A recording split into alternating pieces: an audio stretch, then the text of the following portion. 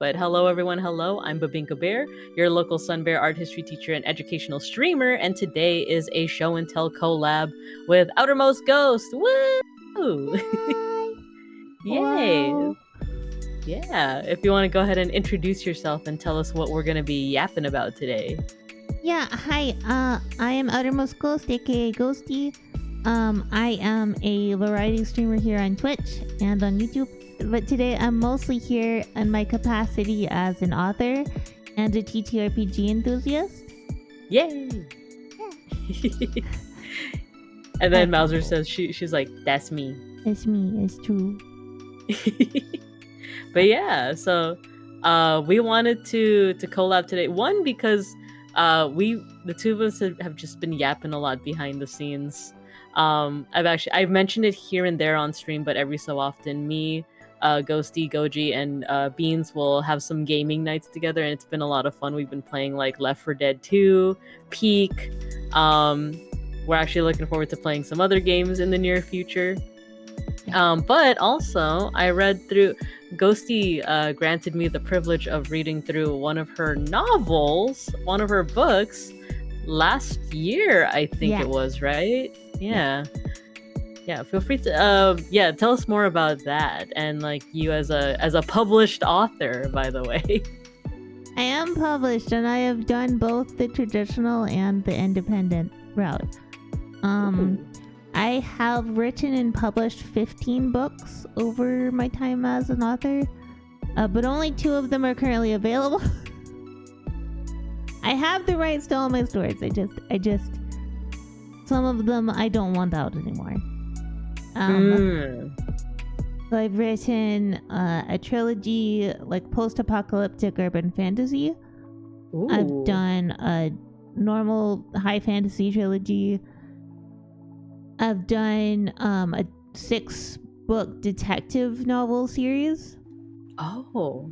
And then like an extra kind of novella in that world. And then the sci-fi horror novella Vede that is out, and Erasing Emma that is out. I just hit my mic. I apologize. No worries. No worries. And yeah, I had the pleasure of reading Erasing Emma. It was great. It kind of like, for me personally, like hit all of the right notes, if that's the saying. Like, I don't know. I just like, it's one of my favorites. Like I just want to say that like everything from like the characters, which we'll be talking about, to the setting, just kind of like is all of my favorite things put together. So like, I'm so happy that you reached out to me to have me read it. So, but yeah, so and another reason why I wanted to have this show and tell and this collab is because every so often I do also get the urge to like, oh, like I've read a lot of like cool books, I've read a lot of fan fiction, and I'm like, man, I want to be able to like delve into that kind of art form as much as, you know, I've been delving into art. And who is the best person to ask but someone who is a published writer? So today we'll just be mostly talking about like the creative writing process, but also focusing a lot on character writing, because I think what was really cool is when we were talking about one of your characters from Erasing Emma, the titular Emma, you told me that they started off as a TTRPG character, and that was just such a cool concept to me of like, oh, this character that like you had now developed into a character for creative writing for your book. So so that's basically what we'll be talking about. And then at the end I also have kind of like the bare bones of a character from a couple of campaigns I did in TTRPG, specifically D&D, and we might try to take what we've learned from what Ghostie has talked about and see if we can either apply it to my character, just see like ways that we can kind of like flesh out this character. But I do kind of want to like look very much into Ghostie stuff. Like, this is the time to shine the spotlight on you, your writing, and your character. So I'm excited for that. Last thing I'll say before we get into like yapping proper is let me know if there's like a certain part of the Figma Ghostie that you want me to like scroll through. But for now, I'll just actually, do you want me to go towards this part over here that says plot versus character driven, and we kind of go from there. It's important to do that part first, and then we can get into the rest of it. Sure, let's do it. So yeah, plot versus character driven story. Go for it. Yeah. So essentially, a lot of stories that you guys will have seen, especially movies and stuff, are going to be plot driven. That doesn't mean the characters aren't important. It just means that the things that happen to them are the things that make the impact. Like Jurassic Park is plot driven. Batman, Legend of Zelda, that sort of stuff. Totally. But and I think it's sorry, go ahead. I was just gonna say, like, Jurassic Park and Legend of Zelda, like, are really good examples of, like, plot driven, of mostly like things happening to the characters. And then with Batman, it's really interesting because, like, I know that its original media was comics, and like even just like how different writers will treat Batman can also make it depend on whether it's like plot or character driven. But like, I think overall, like, if we're thinking about like the movies and stuff, and maybe even like the animated series, very like plot, right? Whereas character driven is like a lot of, in books it will be called character study style stories. A lot of them are books that most of us probably hated from high school. Like, I hated Crime and Punishment with a passion. I hated that so much. I was like, what is the point of this book? He's a guy who murdered a lady and he feels bad about it. What's the point? We all know that you would feel bad if you murdered a lady. What is the point? But like a good video game example would be Disco Elysium. Because like it's literally parts of the character talking and taking over, and your choices make certain parts stronger or weaker.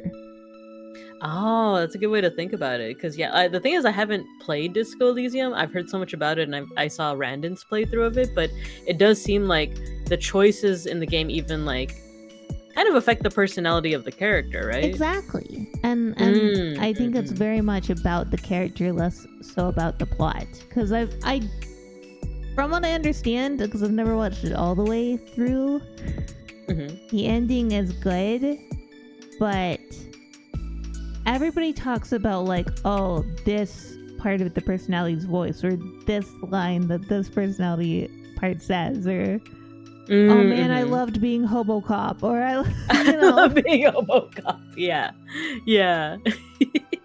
And also, I would like to say, I do not recommend making a TTRPG character that is specifically for the intention of writing a story about them. Because TTRPGs are like group storytelling. So you should never be the main character unless it's like an arc specifically about your character. Because everybody should be in the limelight. Yeah. Because like, I hear that that's one of those like kind of basic rules to know about like making your first like D&D character or like TTRPG character is like they can have backstory, but don't like basically have like a whole novel's worth of backstory, because they're kind of meant to be, I don't know, like this kind of like fresh face or like fresh face to the group. But I don't know, you have a little bit more TTRPG experience. Not a little, a lot. but that's just what I've heard as a tip of like, if you're like if your character sheet has like, you know, paragraphs and paragraphs and paragraphs worth of like backstory, that might not be like a good start for the character. But what are your thoughts on that? I agree with that entirely. Like, typically if I make a TTRPG character, even the one we're going to be talking about, I don't write more than 3 paragraphs. Yeah, exactly, Mauser. You're new. Yeah, you're like maybe level 3. You have not killed a dragon. No. Yeah. Exactly. So typically if I'm in a campaign, my attempt is to make a character that can grow into something interesting, but most of them are kind of like for a purpose. Like they are the healer, or they are the glass cannon, or they are, you know, this specific purpose in the mechanics of the game. And then everything else is about your team composition. Because like a lot of the people that, like, especially Goji and I played with early on, nobody really cared about RPing. Like there was no in-character discussion really. It was like, yeah, my character's gonna go over here and they're gonna say that we should go this way. Like there was no So that's also a consideration. How much does your group want to RP?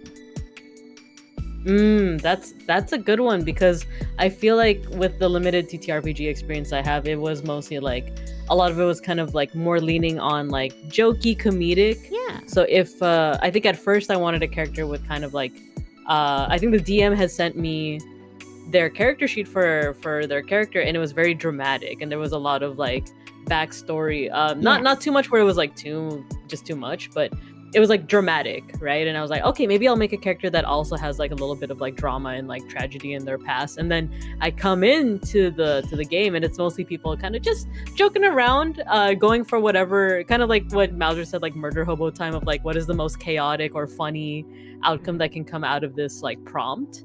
Yeah. And it wasn't necessarily a bad thing, because that's just, you know, it was really funny. But I think there is something to be said about that like disconnect of like, okay, you come in with like a dramatic character, but then like the whole party is more so of like, what's the funniest thing that we could do right now, you know? Well, that is also just, you know, how like VTuber lore, a lot of VTubers have very, very intense lore, and they come onto stream and they're like, hi, I'm gonna play a game now. You know, it's like, woo.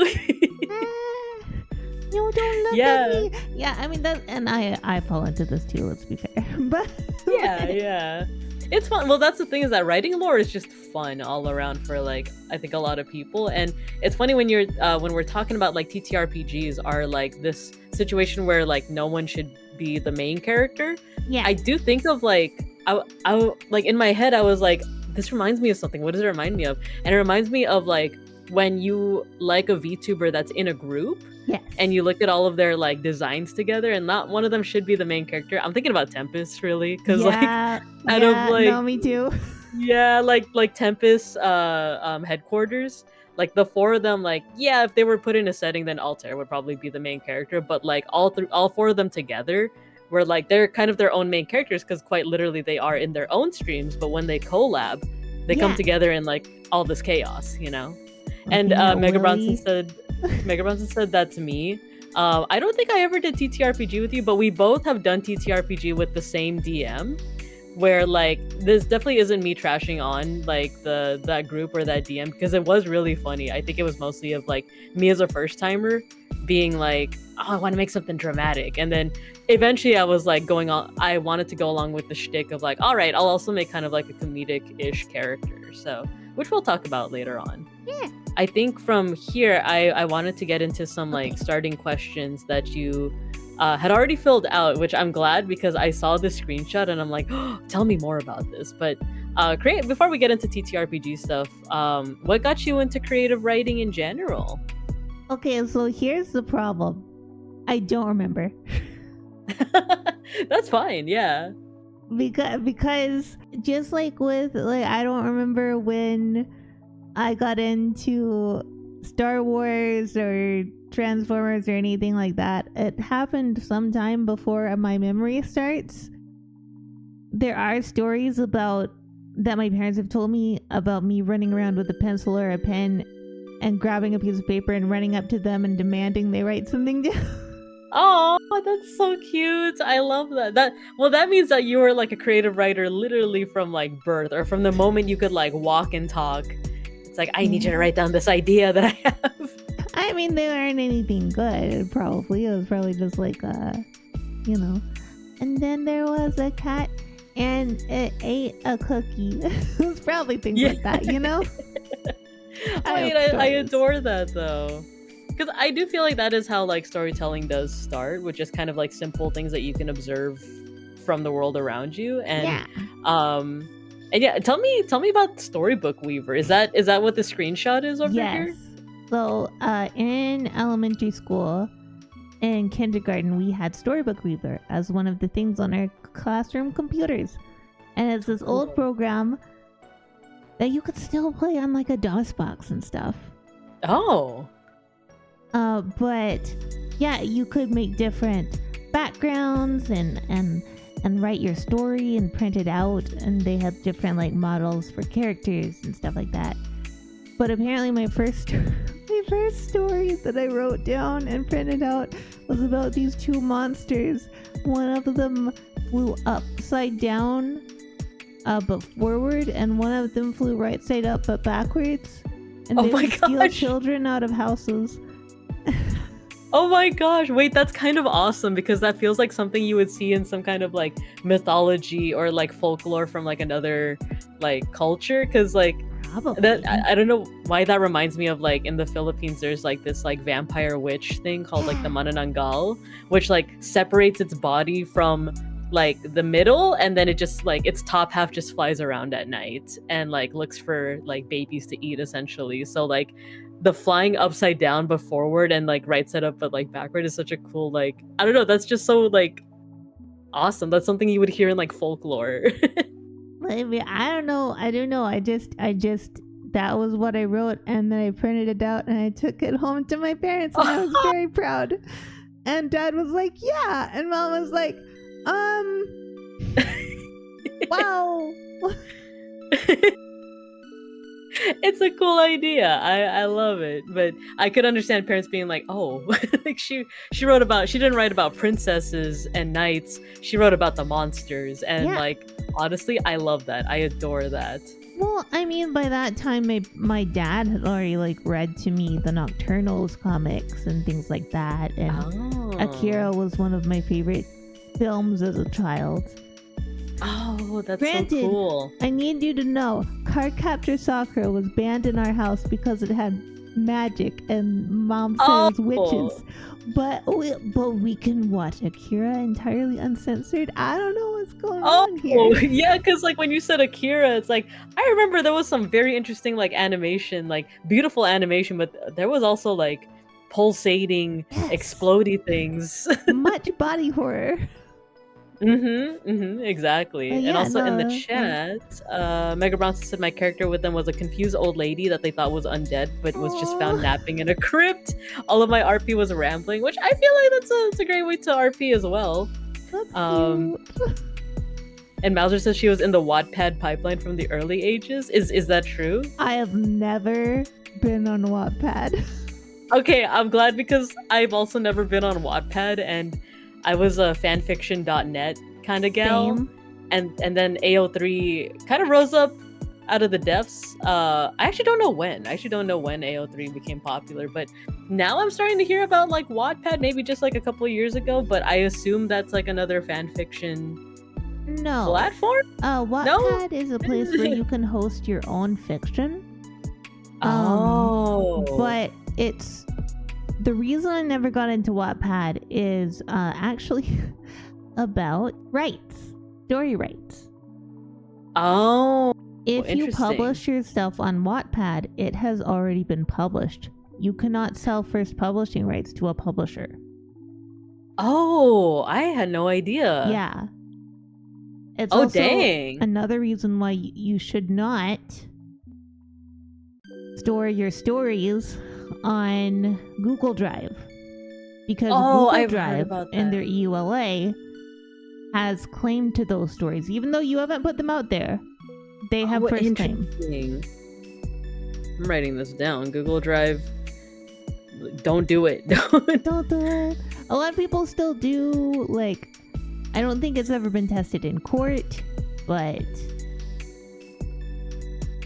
it's just something that it's like that's kind of, it's something to know. Obviously, if you're not looking to publish, it does not matter. Do whatever. If you just want to like get it out there into the ether. And plenty of Okay. people have posted stuff on Wattpad that they then later took down and retooled and published, usually independently. Okay. But Okay. Oh, I had no idea. Now we know a little bit more about like Wattpad, but also Google Drive. Because does that mean then that when you draft your stories, are you using Microsoft Word then? No, I use LibreOffice. Oh yeah, I forgot you're on Linux, right? Yeah. But also even the last time I was on Windows, I was using LibreOffice. You can use it on any system. Oh, let me look this up. In 2015, Microsoft Office updated and it said that they had permission to look at what you were doing in their Office programs, and they could revoke your access if they didn't like what you were doing. Oh, I think I've heard about this. And I got mad, and that was my breaking point with Windows. Fair. I think that's fair. Goji's breaking point came before. He got Windows 10. He was like, "No, I'm out." I'm out.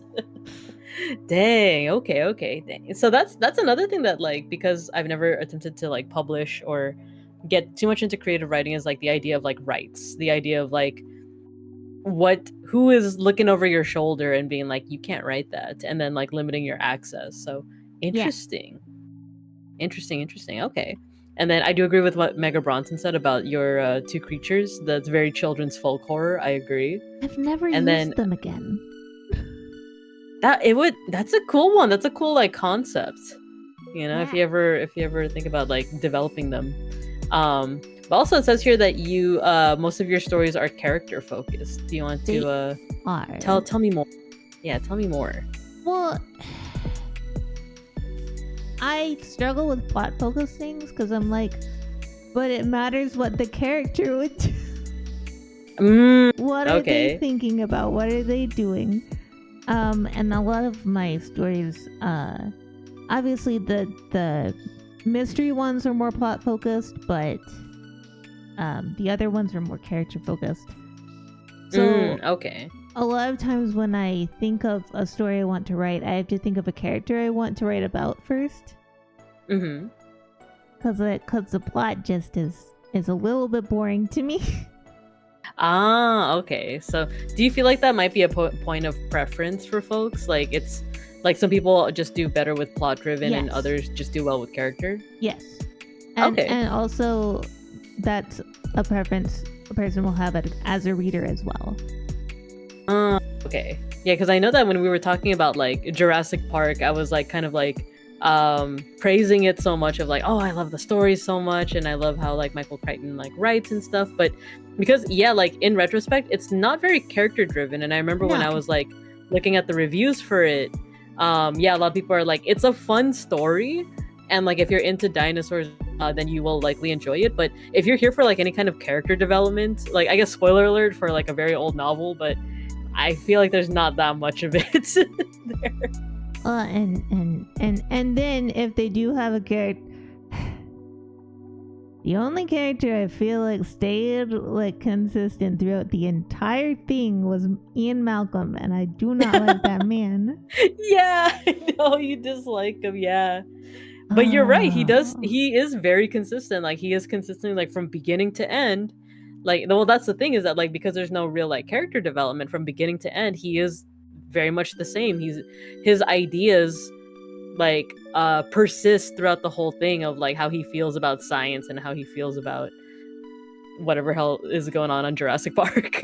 Yeah, and I guess this is also spoilers, but a lot of times, except for Malcolm, I will say Malcolm is consistently on this train, but for everybody else, injuries don't matter. Yes. Like the kids fall out of cars, they get like cut up by dinosaurs, and they're fine. Yeah. And I know that like for a lot of people will be like, oh, but it's like an action thing. That happens all the time in action things. But I feel like I saw like a Tumblr post a long time ago talking about like if you're ever shot, you are like incapacitated. Like the idea of people just tanking a gunshot, even if it's not like a deadly gunshot, is crazy, because like that is still like an egregious wound and an injury that is gonna like, you know, incapacitate a person. So same with like getting stabbed or getting any like you said, like those kids will fall out of cars and they'll be able to like get up and like run away from the dinosaur and stuff, which like makes sense for like an action flick, but like realistically, yeah, no, that kid is staying down, you know, and being dinosaur chow. Yeah, and there's something for like, okay, suspension of disbelief. It would be very boring if they all just got cut up and then died. Like that would be boring. But I mean, come on, like he continuously forgets like Lex has a head wound throughout most of the book, and she's never treated for that, or nobody checks her for a concussion. Yeah, I was gonna say she just takes the concussion. You know how it is. And then Mauser says, even with a vest, you're stunned at best, unconscious at worst, likely with broken ribs. Exactly. Yeah. So okay. Next up, it says here for games, you start with an archetype you like and expand on it. Yeah. Oh yeah. So let's talk about TTRPG characters. Yeah. Yeah, I've had a lot of them. My first ever one that I made didn't have a backstory, and she continues to never have a backstory. She was the cleric, and she remains the cleric. I learned heat and metal, and the DM learned to dread when I said, "What are the guards wearing?" It wasn't sexual. It was just, what are their swords made of wood? Yeah, exactly. Like, all right, what are we up against right now? Okay, well, they don't have weapons anymore. They need to take off their armor. It is killing them. Oh my gosh. I mean, that's a cool concept, but like, yeah, if you the character itself was never able to be developed, then yeah, understandable. Well, yeah, I mean, it wasn't a character focused thing. It was like, I'm not a part of the question is sexual. True. Okay. But yeah, a lot of them will have like one or two defining things about it, and it's about playing with other people. And I've made a lot of characters, and I've played a lot of systems. Yeah, like I'm not even familiar with all of these. It says here D&D 3.5, 5e, Pathfinder, First Edition, D20 Modern. I think VTM is Vampire the Masquerade, right? And then Alien and Wild Sea. So yeah, I'm not even familiar with some of these. And then Gojikins says, well, I mean a little the guard with the heat metal, or the bard with the heat metal. It's true. Bards are so useful in so many ways. They really are. I've actually never, now that I think about it, I don't know if I've ever played with a bard character, like in my party. But then again, I have really bad memory with my friends' TTRPG characters. See, I've never been in one that had a really, like, sexual bard. Oh, I hear that's like a stereotype, right? Yeah, but so usually if a person is playing a bard in a party that I'm in, it's usually Goji. And he plays a bard for the utility that he can just kind of like use the world against the GM. Wait, what do you? That sounds epic. What do you mean by that? Well, seduction on the dragon. So to explain a little bit, the GM that I first had and that Goji first had, could be very granular with rule sets and made very difficult campaigns. I see. And a lot of our friends who played would do things like min-max or things like that. I see. So it turns more into like a strategy game rather than like being more immersed in the role playing. Yeah, so he would mostly make characters that could utilize the world. Like he told you about the oh god, what is it called? I apologize to chat. I do have brain damage, like literally actually, and so I have a lot of word confusion. No worries. That's me on the reg, and like And that's just how it be sometimes. Also, hello, Erase Struck. Yes, we have class on a Saturday. We're joined by Ghostie, and we're talking about TTRPG characters and creative writing. I'm sorry to interrupt. Go ahead, Ghostie. No, it's fine. And so he would do things like have pots of grease or things like that. Oh, I thought you said Pot of Greed, like the Yu-Gi-Oh card, and I was like, he just happens to have that? He just happens to have Pot of Greed on hand, but grease makes more sense. Well, yeah, and or things like when he was playing a sorcerer, he accidentally got into a boss arena with a boss. And, yeah, exactly. He knew he wouldn't be able to play any min-max level of other players. And so he decided to learn how the world damage effect. And what I was about to say is one of his sorcerer characters, he literally dropped a house on a guy. Oh my gosh, like Wizard of Oz type-ish. Well, they were in the sewers, and Goji's character had turned into an amorphous blob, and he was levitating. But the character was chaotic neutral. The only thing the boss had that could hit him at distance was Chaotic Blast, which didn't hurt him because he's chaotic. So it's like, oh, such pretty lights. And the boss is like, come down here and fight me. He's like, no, you'll kill me. And so he just, blasted out the space above and dropped a house on top of the guy. Oh my gosh. Or he would summon spectral carriages to drop on people. Oh my gosh. Stuff like that. Oh, as one does, just drop the house on people. And our DM would do things like calculate out. He would do like physics problems to calculate out how fast things were falling on people. Oh my gosh. And be like, they're dead. No, yeah, at that point, I think the calculations are out the window. I think they're dead. Yeah, I'm sorry. He said he was throwing structure at the boss, and the boss moved to the middle and was like, ha, you have nothing else to throw at me. He dropped the house. Entire build, as one does. Yeah. And then it looks like Array and Mouse are also talking about, just popping that good old pot of grease. Yeah. Which allows you to play 2 additional Greek philosophers. Exactly. Oh my god. Yeah, that's the cool thing about TTRPGs is like how much creativity you can kind of like go around with I guess problem solving. Yes. Right? Yeah. Yes. And it also depends on your DM, because like that DM is very granular. But for instance, the Alien TTRPG, which is what Andrea comes from, my GM for that game was not very granular. He is like rule of cool. But if you go up to her character sheet, you can see there's stuff like air, food, water, like stuff that you're supposed to have on the screen. Like on your sheet, you're supposed to have how many units of air, how many units of food and water you have. Okay. But our GM was not very granular with that, so we just didn't. Oh, so it's just like, okay, what do you have? Air, food, and water? Yeah. No specifics? I see. Well, because it was a different kind of campaign. It wasn't a survival horror campaign, right? So. I see. Oh, okay. Speaking of, I know you mentioned this earlier, but you said that on the writing side you've written and published 15 books. Yeah. But only 2 are available, including Vade. Am I pronouncing that right? Vade, yeah. And Erasing Emma. Yes. Those are the 2 currently available.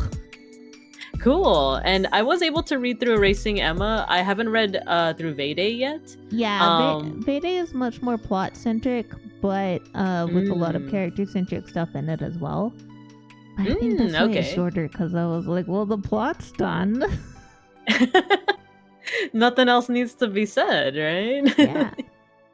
But yeah, and I know that I know this is like a slight spoiler, but I know that the 2 are within the same universe. Yeah, they're in the same universe. Yeah. There's even a character that appears in both. Yeah, and I do like if it's the character I'm thinking of, I do remember liking that character. Rix, yeah. Yeah. Well, all right. He's a nice guy. He does not like there's just a big pilot mechanic, Captain Man. Yeah, he was like chill. A fridge, and he has a big bushy beard. Very friendly, very kind of hardy. Yeah. Especially compared to like the current setting at that point in the book. He's kind of like a welcome break from that. He's lightly based on my uncle, who was who had a huge bushy beard, and he looks like Santa Claus. Oh, I love that. Yeah. Cute. So, okay, I think it's at the end of this section. Yeah. Ooh, so let's talk about... So, one of the characters from Erasing Emma is this character over here, Andrea. So, tell us more. I was reading through this earlier, and I was like, this is such cool detail that makes so much sense after, like, reading the book. After reading Erasing Emma and then, like, coming back to this, it's like, oh, like... So much of this just makes a lot of sense, but feel free, take it away.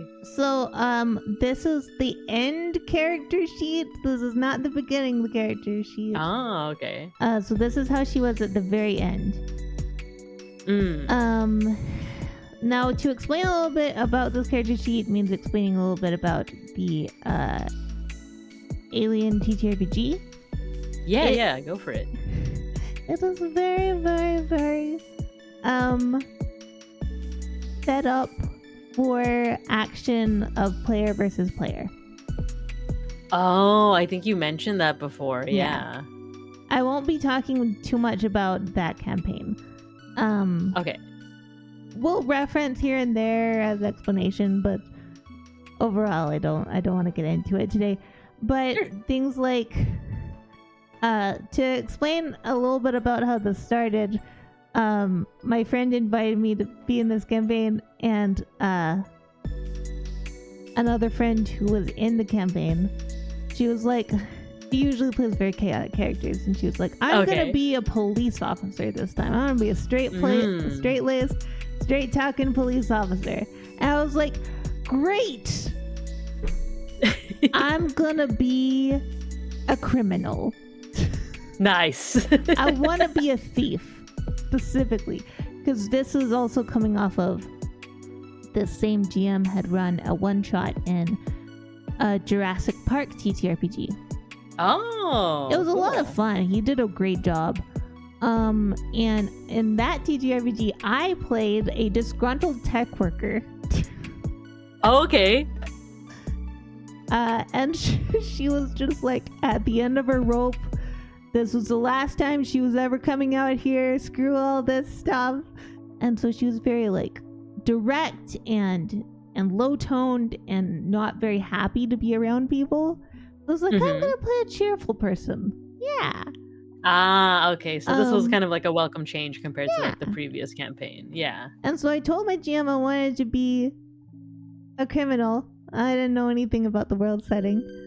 And he goes, why not a company agent? And I was like, sure. That doesn't mean anything to me.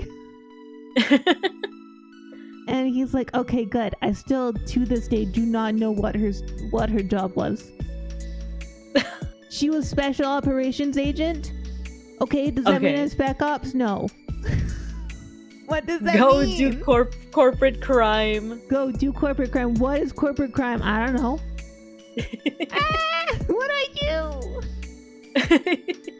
But yeah, so you can see that her aim is like the company's holding something from her, but what is it? You have this whole buddy and rival system. You can see here the question marks. You get points for doing something for your buddy or against your rival. Oh, you don't get... that's what you mean by like PFP is kind of PvP stuff. PvP, there we go. Because like in D&D, you do things like you're part of combat, or you do a role play, or you participate in a scene and you get a set amount of XP. In this setting, you get making stuff up here, but I'm pretty sure I'm not. You get money if you get money. You get XP if you make money. Oh, okay. So if you receive money if you do something against your rival for your buddy, or something that is extraordinary, like that you just wouldn't expect, and then like a freebie point for showing up. Okay. Yeah. Okay, cool. I did have a buddy throughout the campaign, and then as you can see, I no longer have a buddy at the end of the campaign. Yeah, I'm curious. Well, you've seen her in the story. Oh, okay. So I thought so, but now I'm like, why is it now? If this is the end of it, what happened? I can tell you about that specifically in private, but yeah. The problem with this game, I think, was that, we ended up some people ended up taking it too seriously. I might have also been a person who took it a little seriously at times. So, like, I'm part of the problem. Hello. Yes. I mean, that means that you guys were really immersed in it, right? Shifty eyes on sweating. Shifty eyes on sweating.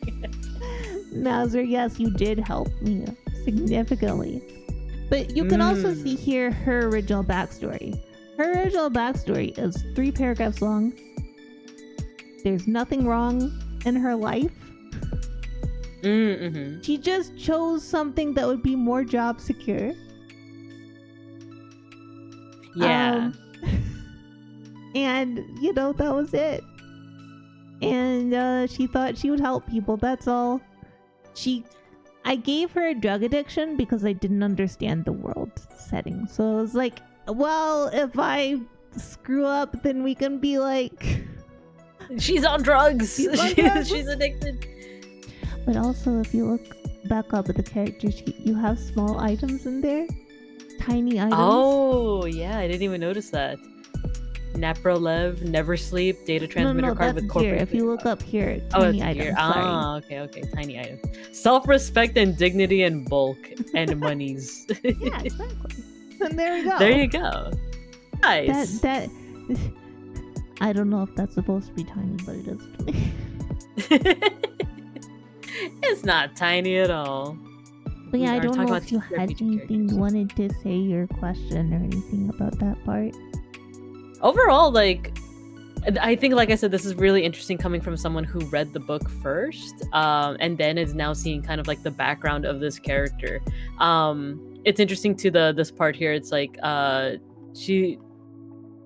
joining what is it, Wayland Yutani wasn't necessarily any kind of like, it was just more of like, oh, I just want a better life for myself, because that does feel realistic. But then without spoiling what happens in the novel, what happens in the novel, it also feels pretty realistic. It's a good, it's almost like both are realistic, but the book kind of builds on another reason why someone would make such a radical change for themselves. Well, I mean, we'll go into a little bit of that later on, but like even in the TTRPG rulebook, it has how much people make per week in there. Oh wow! She wasn't very making detailed. A lot as a cop, like as a deputy marshal. She was not making very much. But you work for a company, you get health benefits, you get whatever the equivalent of a 401k is, like in this universe. Exactly. And it does play into this whole idea of like, she might have had her first job because of her ideals and her morals, but then getting into that next one, there was something that you wrote here that I'm trying to hear. There's a darker side to it, but for her it's not evil or immoral, it's amoral. Yeah, because companies are amoral. They don't care about you, they care about the bottom line.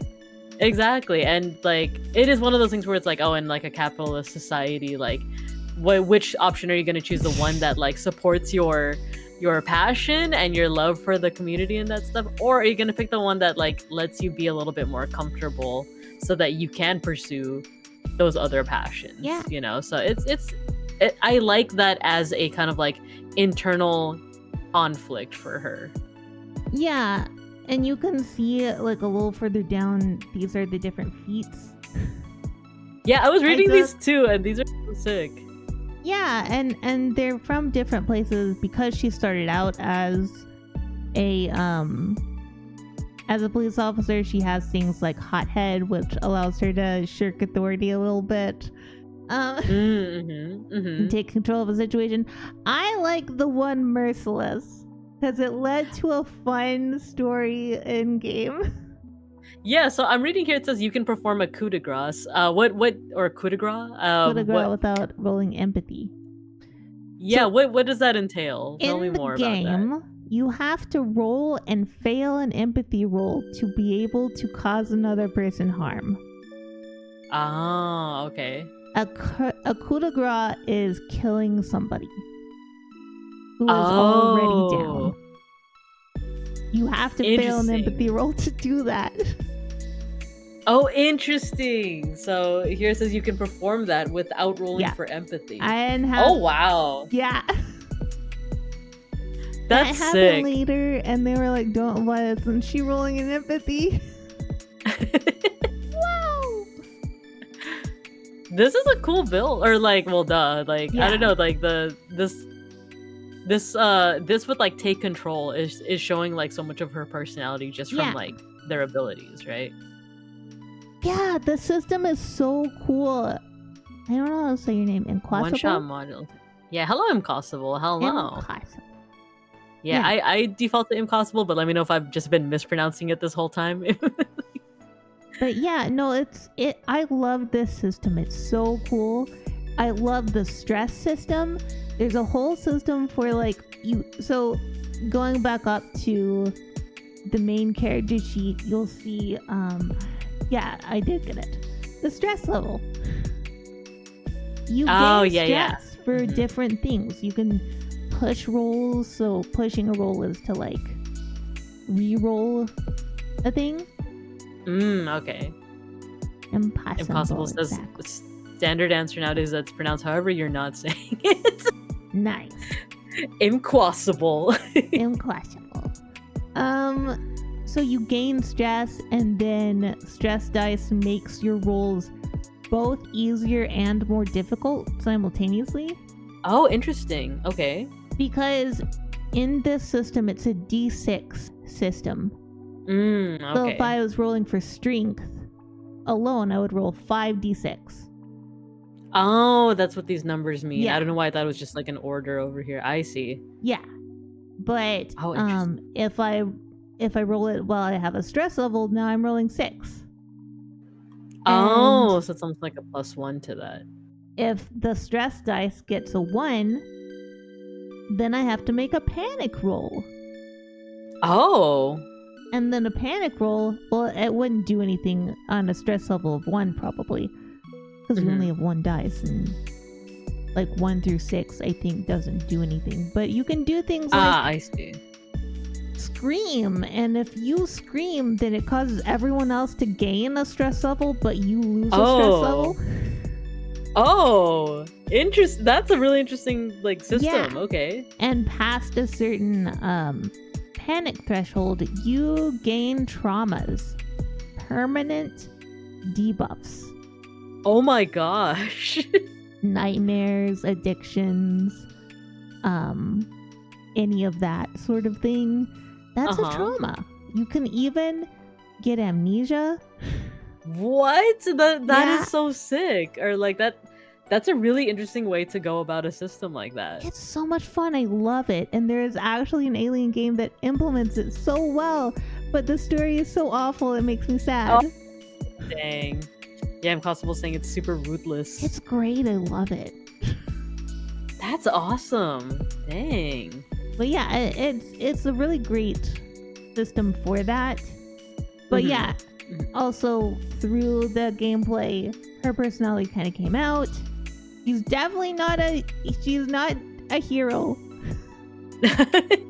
Definitely not a hero, but you know, and like her strength got so high because we kept doing things like, I think on game like 2 or game 3 or something, 2 different characters did a strength roll for opening a door, and they were both supposed to be very strong characters, and they both failed. Oh, and then I was like, but yours didn't. And she had 1 strength at the time. And she rolled a success and opened the door. And so Wow, then from she's that the time on, strongest. she becomes muscle. Do you want a muscle hacker? This is how you get a muscle hacker. Exactly. Because it's funny. Oh my gosh, that's so good. But also, like, there was a lot of people not being sure whether things were in character or out of character. Because I didn't have a character voice for her. Nobody had character voices for their characters. Okay. So things would happen like the GM would be explaining how we came into a room full of like cryopods, but there was like blood splatter. Well, what he said was red splattered on the inside, and then there was like a circle kind of shot out of it. So obviously these people had chest bursters. But he was describing it, and I just went, blood! Oh, yay! Blood! And then I was like, no, she didn't say that. And they were like, no, she definitely said that. So, you know. No, she definitely did. Okay. She just kind of became a little bit unhinged. A little bit. Just a little bit. Yay. Yeah, and right before the ad break, we were talking about this, the separation or lack thereof of character voice versus like, you know, your actual voice when you're just like talking with one another, and then this idea of like the DM or the GM being like, okay, you see like red stuff and you just going, blood! Yeah! Yay! And then later on, like near the end, he would do things like we were in a space station and there was a guy and I was standing beside, like, character was standing beside him, and then the xenomorph exploded the guy's head, and Andrea got covered in like viscera and blood and stuff, and I just started laughing because I thought it was funny. I mean, yeah, it kind of is like especially with that kind of description where it's like, and then his head explodes, and then you're covered in viscera and blood, and it's everywhere, and it's like it's hard to not just be like, what? Well, also like horror and comedy are kind of one step from one another. Like there's one, you can go absurd and it can be horrifying, or it can be funny. Yeah, I think so too. Like and also like sometimes people laugh out of discomfort, right? Yeah. Like if you get faced up against something that, you know, visceral, so to speak, I feel like laughter might be one of those reactions that people have. Yeah, but they don't. But you know, you're the weird one when you get covered in so much blood. God forbid that we have a reaction, right? God forbid we have any kind of certain reaction to it. Yeah, that's adorable. Looks like this next section is about. So you have other TTRPG characters. Yeah, why Andrea? I like getting pictures of my characters. These are so cute. You showed me a couple of these too. Yeah, so you can see, and I put all the different attributions of who did what. Yeah. In the scrolling on some of them. Yeah, you have like Aesri, who was she was a necromancer, and she made friends with little fire sprites in her. Ooh, cool. Helia never really got off the ground because that campaign did not get past like the word go. So I don't know what her thing would have been. Okay. Wynn was a necromancer cleric. And she was actually undead herself. But only that's alive sick. Through the power of her patron god, Jurgle. Ooh, okay. And this was Avli. Avli was a sorcerer. But I had trouble with her, so she kind of got retired pretty early. Oh, okay. I do like the rainbow effects. I think I told you that before. I like the rainbow effects. Goji did some wonderful art on that. Yeah, yeah. And then Celeste, which was a character in one of Goji's campaigns, and she was a warlock. And little cupcake. Yeah, she was just a very hyperactive character. It was great. I love that. And I remember you guys told me that like this symbol over here actually incorporates like I forgot there's like an envelope over here. Yeah, it's so those Acquisitions Incorporated mailroom. Ah, okay. Yeah. AIMR or AIM. Yeah. Oh, cool. If you guys have ever seen Penny Arcade, and Acquisitions Incorporated is their thing, but they also released a module for 5th edition. With official things like that. Oh, cool. Really cool. The Court of Lind was one of Goji's stuff. I was this character in the middle. I was the Dragonborn Paladin with a peg leg. With a peg leg. I feel like, did you tell me the story when we... Yeah. We told you about her. She was... And then the goblin on the right side that's haunted. Mm-hmm. Yeah, goblin's haunted. We also had a kobold, and I think he was half drow. This one was half drow, and then this one was an elf. Oh, okay. Yeah. I remember you guys talking about the haunted elf with like the elf's haunted. Oh no, not elf. No, that was goblin. Goblin's haunted. There you go. And then I can't remember whether this character was an elf or a changeling, but either way. And then we have my alcoholic guard done by she was an ASMR. She was a terrible cop. She was really bad at her job. Amazing at catching warlocks. Terrible at half elf. Thank you. Why specifically warlocks? Well, so there was an expansion released for 5e at the time that allowed I think they were like blood hunters as a secondary or as a new class. And my GM was really into that sort of stuff, and I was like, okay, we'll do it. And they have different things they specifically hunt, depending on what kind of blood hunter you are. And mine was hunting warlocks. Okay. Yeah, blunters, exactly. Blunters. Exactly. Then we have Maricel, who was another necromancer type. She was in one of, if any of you have ever heard of Drow Tales. I have not. But does that mean she is a drow? She's a drow. Cool. This was for a campaign that Kern ran, and I was little kind of like artificer, making stuff. And then this is Neris, who is actually a wizard necromancer, but we never got to play with her because life got busy. Yeah, understandable. I'm noticing that you have a lot of necromancers. I love necromancy. I know. It's a cool concept. I like the necromancer, but they're also undead. Yeah, I also like... Yeah. So Wynn was an interesting character because she was true neutral, not because... Well, partially just because of like that would be the best alignment for her, but also because the GM was like, you play her as lawful good, but it is evil to create undead. Oh, so it balances out. Yeah, is so what I'm hearing. Yeah. You're true neutral in the end. Yeah. And then Impossible says, "Wizard necromancer, aka Wickromancered." Exactly. Yeah, exactly. These are just 9 of 20 characters I've played or made over the years. Can't name every character. Some of them didn't have names.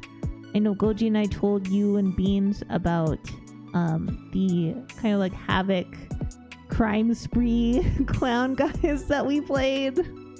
Yeah, I think you did. They didn't have names. We're just guys. Don't need them. Don't need them. But a lot of them are like very set in who they are, right? Like even of the ones I didn't play very much, they had an idea of who they were.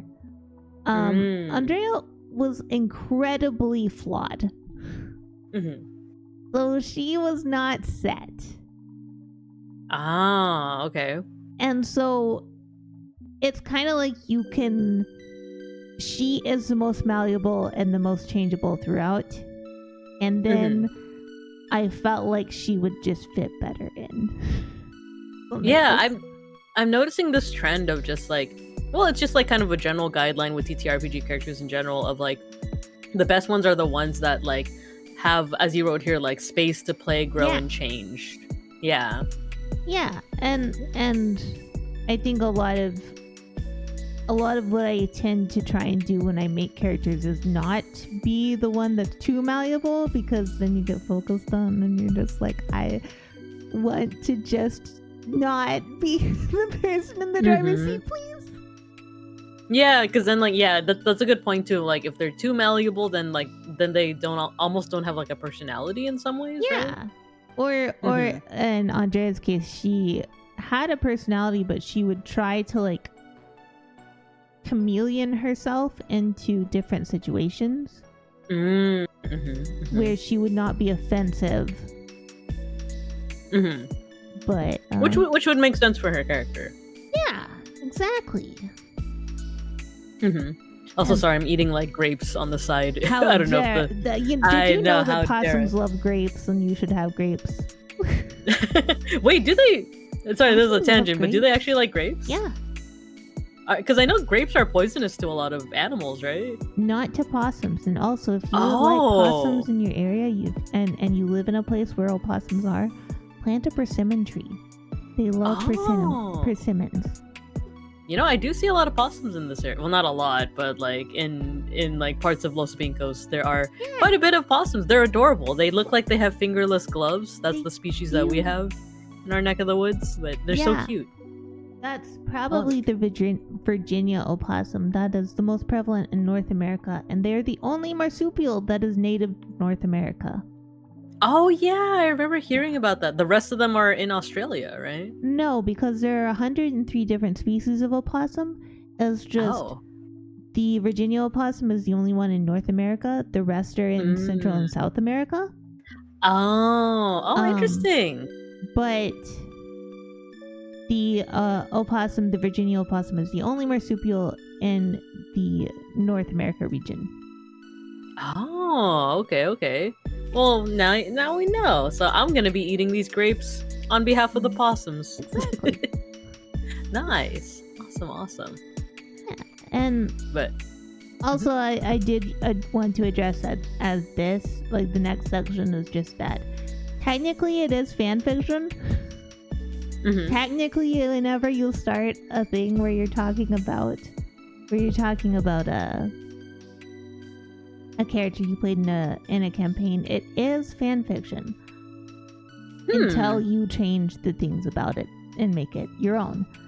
But I think fan fiction is a great vehicle. Or fan works in general, because you get to try out so much stuff. Like I learned so much from writing fan fictions that I would never show to the world, but it helped me get better at writing dialogue and like understanding how scenes move and things like that. Yes. No, 100%, because like that's another thing that like I wanted to get into creative writing, because like I've vaguely dabbled in fan fiction like way in the past, like back when I was like really into Yu-Gi-Oh! Is like how far ago this was. And like it's true, because like I feel like back then, especially like on fanfiction.net, you saw like a whole bunch of other kind of like beginner writers, and I remember back then it being a thing on like whether or not it was like the format was like a script where it was like character name dialogue versus prose. Yeah. Where, you know, like I remember that being a thing and being like a consideration, whereas nowadays it's like, oh, it's gonna be prose. Like, yeah, and I mean I think you can still do the script style if you wanted to, depending on the story. That's the thing about creative writing. You could try a ton of things. Like I dabbled in a lot of poetry when I was doing fan fiction writing, because you could do that. Yeah, you know? That's true. Yeah, and I just love I love fan fiction because I love reading fan fiction as well, but like you're so right that it is also this like amazing vehicle to just explore like the essence and like the basics of writing, but even just like understanding a character, because like fan fiction, especially off of like fiction off of like an already existing IP, you can experiment with like how you understand that character. Yeah. What is considered like OOC, how you would fit that character into like an AU or alternate universe for those that don't know. And I don't know, I think about that a lot because like, for example, right now I'm still on like my Digimon, hyperfixation, and it's like, how do I fit my favorite characters into these situations that I have like dreamt up for them, right? Yeah, and not only that, this is something Goji and I had talked about as well, where it's like fan fiction is essentially wanting to put your own spin on a world setting or characters, and there are different types of fan fiction. That's a whole rabbit hole that we can't like fully get into. But yeah, exactly, Alternate universe. Also, hello Fulubi. And typically your alternate universes or your original character fictions are going to be the easiest to translate out of fan fiction. Like in this case, when we're talking about a TTRPG character, it's a lot easier to take that personality or how they look or anything like that and put them into something of your own, because I mean, you're not, if I'm in an Alien game, I'm not playing Ellen Ripley, I'm playing whatever other character, you know? Yeah. I was playing a company agent. I wasn't playing Burke. So like you can do a lot of stuff. I did find, unfortunately, as I've mentioned before, I did not know anything about the world setting when I started this, so I didn't understand when certain characters immediately treated me as hostile. What was it like a? Oh my god, it sounded like the WWAU for a second there. What? Was it like a racist thing? Was it like no. Company. Company. You work for the company. Okay. So immediately I'm imagining suspect. like D&D racism, right? But instead, yeah. So like company, like if you're already affiliated, it's like you're with them. You're with Wayland. Was it Wayland Yutani? Wayland Yutani, yes. Which blows my fishy noodle, because I'm gonna say this one thing and we're not gonna return here, okay?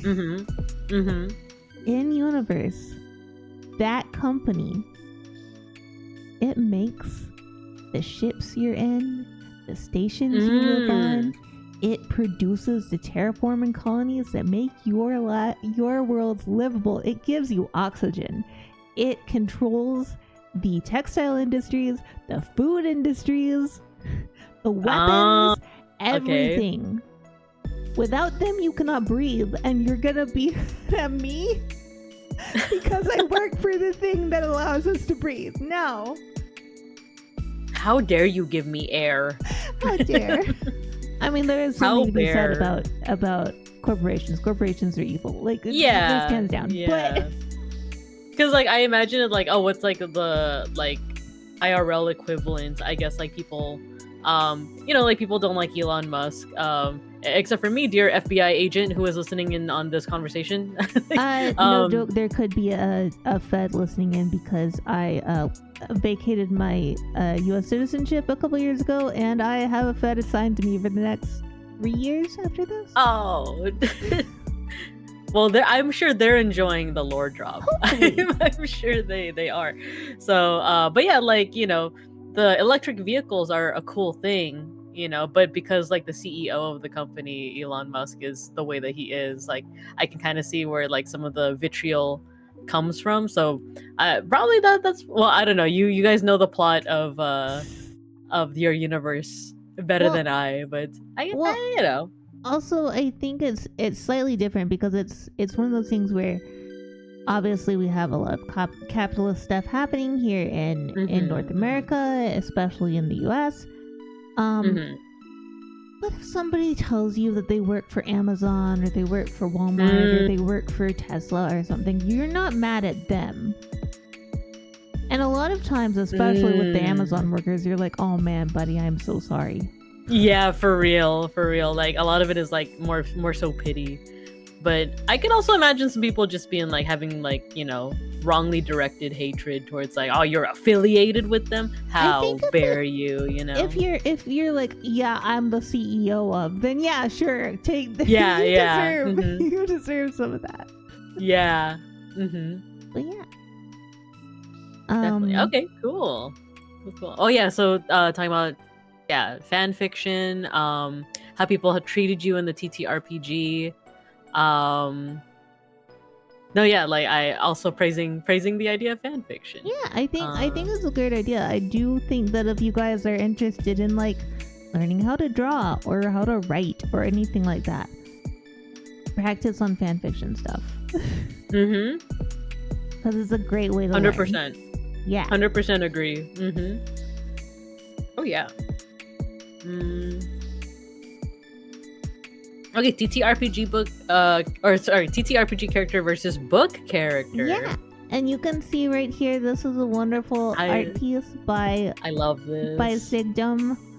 And the concept behind this was that this is the only family picture they had. They grew up in a terrible colony. Nobody had cameras, so somebody came around and said that they were going to take pictures. So they took a picture, and it ended up in like an internal magazine ad instead. Oh my gosh, yeah, because like that's what it looks like. It looks like those like this could be you, exactly. Building better worlds. Join today and take your family to the stars. Yeah, and it's borrows heavily from 70s and 80s stuff. So that's why it's not like actually a better ad. Yeah, right. Like I'm getting kind of like Mad Men. I know Mad Men was 60s, but just like this idea of like advertising something that's not necessarily not real, but you're trying to have a narrative.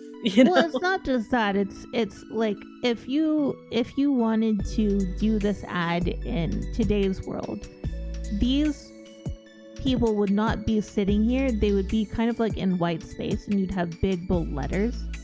Building better worlds, and then it'd be like down below them that would be like join today and take your family to the stars. Like stylistically in 70s and 80s, you'd have the picture and then like white space underneath.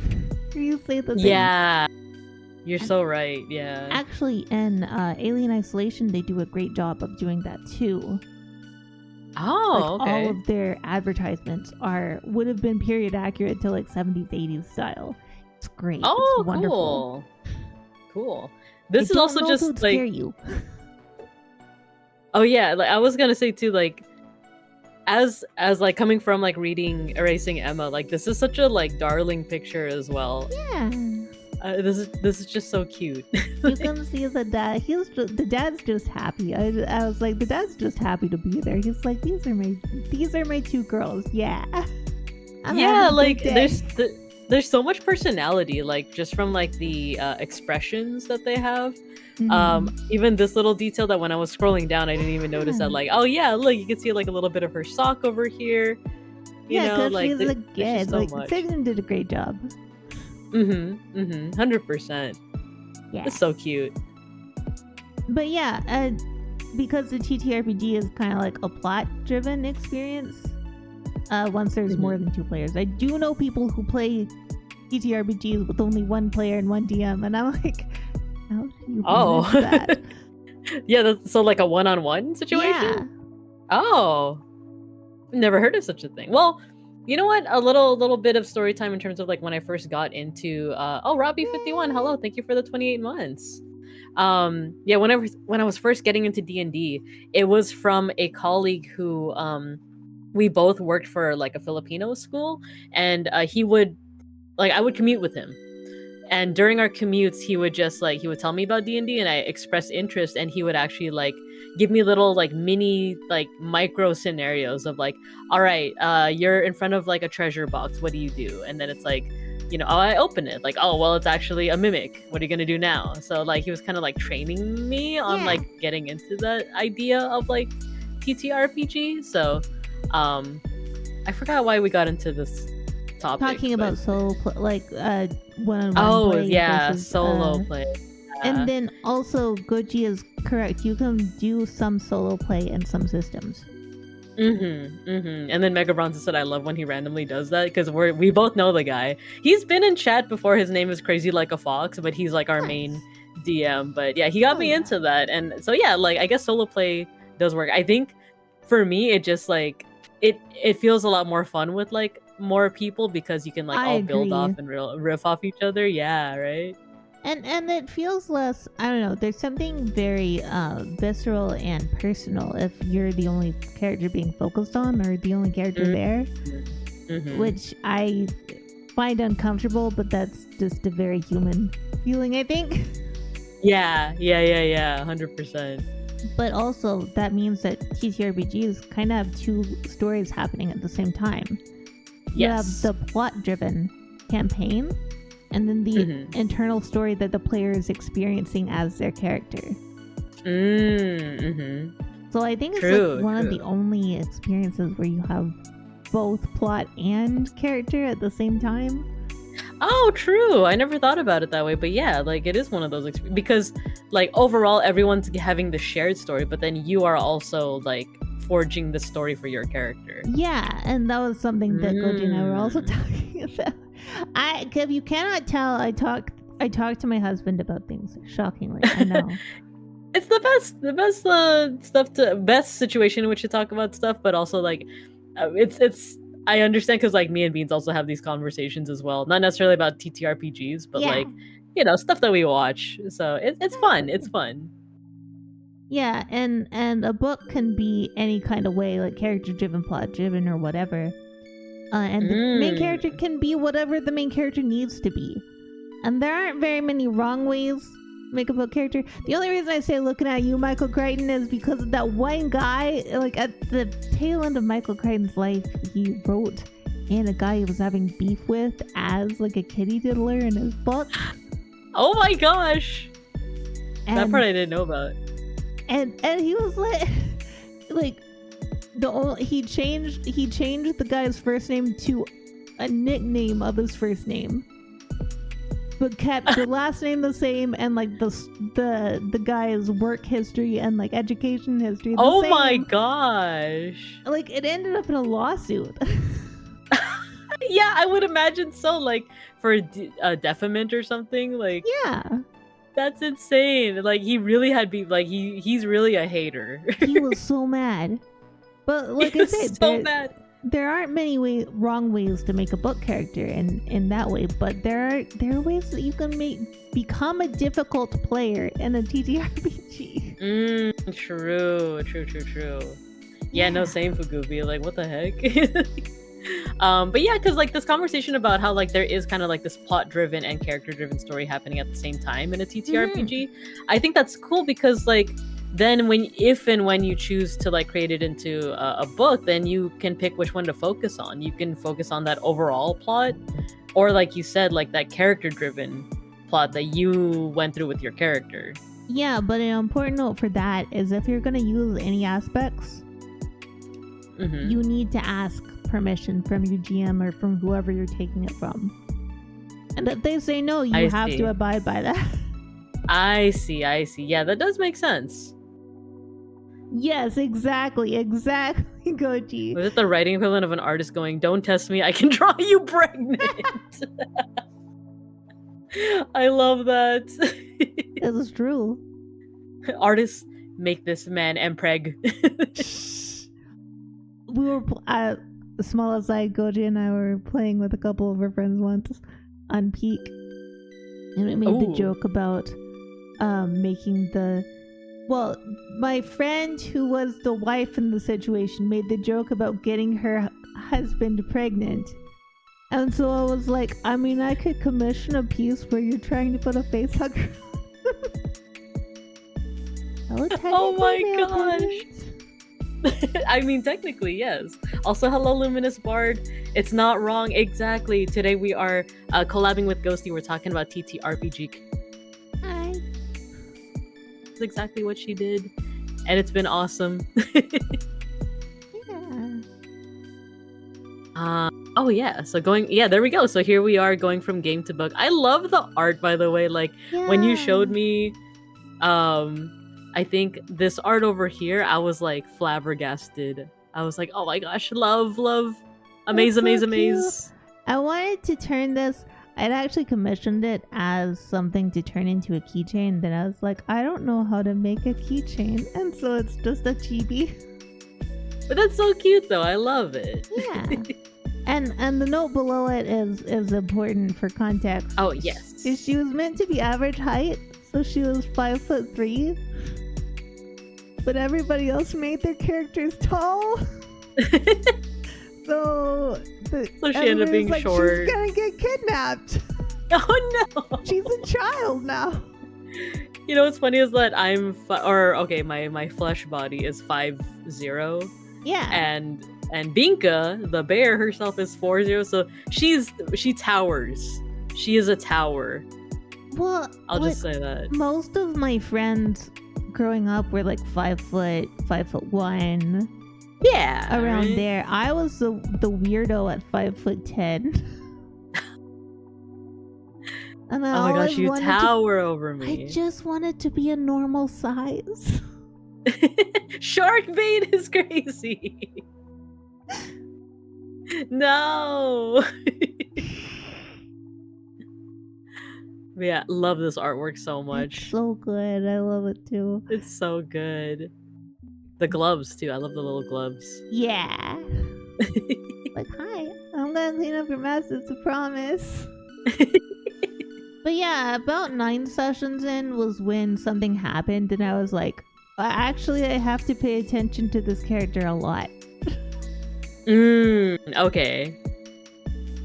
So just small little thing was like, we were in a space station, and there was an explosion, and Andrea and another character got ejected out into space.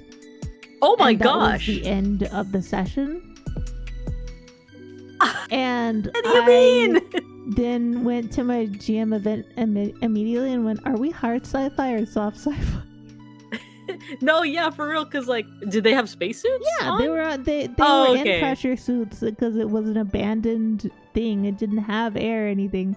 But okay. Now we're in space and there's been an explosion, so there should be particles going everywhere. We would be dead, right? Yeah. Also, like being untethered to anything, like you're just tethered. Spinning around in space is so terrifying. And so I just started bombarding him with questions like, okay, so do we have like positional jets or anything, like any positional anything to do, like.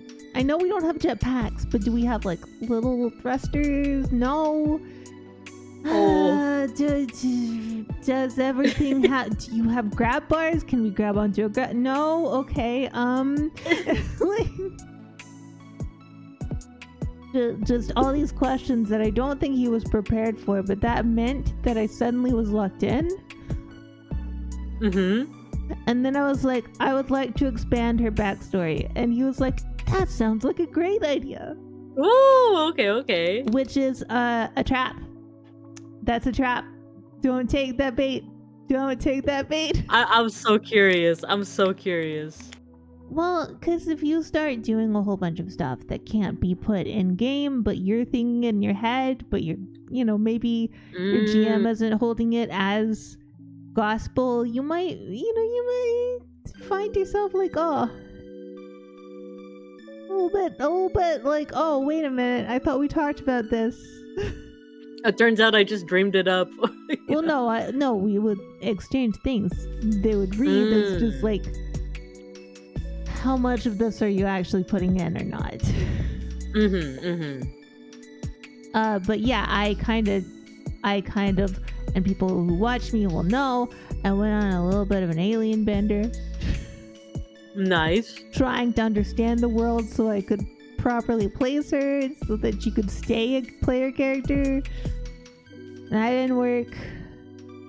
So I kind of just, almost in a fever, wrote the last 40k of the book in August of 2024. Oh my gosh, that's incredible. Yeah. So, and then the game ended, and I was like, well, I don't want to let her go. Oh, I mean, it's true. You spend so much time with this character. Yeah. And so I was like, well, I had re-edited Vayday at that point, and I was like, well, I can release this, and this can go with that, but like I said at that little area up there, the hardest part of the book was figuring out how to make Emma leave her job as an officer of the law, and what sort of megacorp could exist on this planet Moon. Planet Moon? Moon. Okay. It's Yeah, moon. yeah. I remember. Do you pronounce it? You know what? There's actually a good opportunity for me to ask because we've only talked about it through message. But in terms of Andrea's name, do you say Andrea or Andrea, or is I call her Andrea.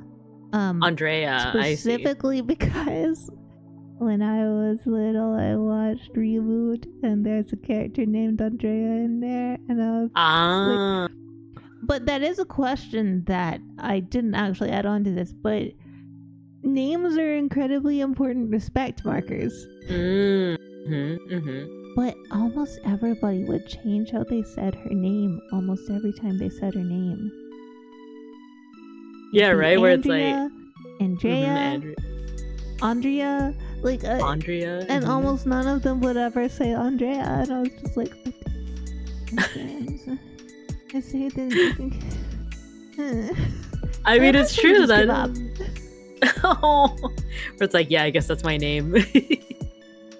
And then, how would you pronounce? Is it Eveliv? Eveliv? I call it Eveliv.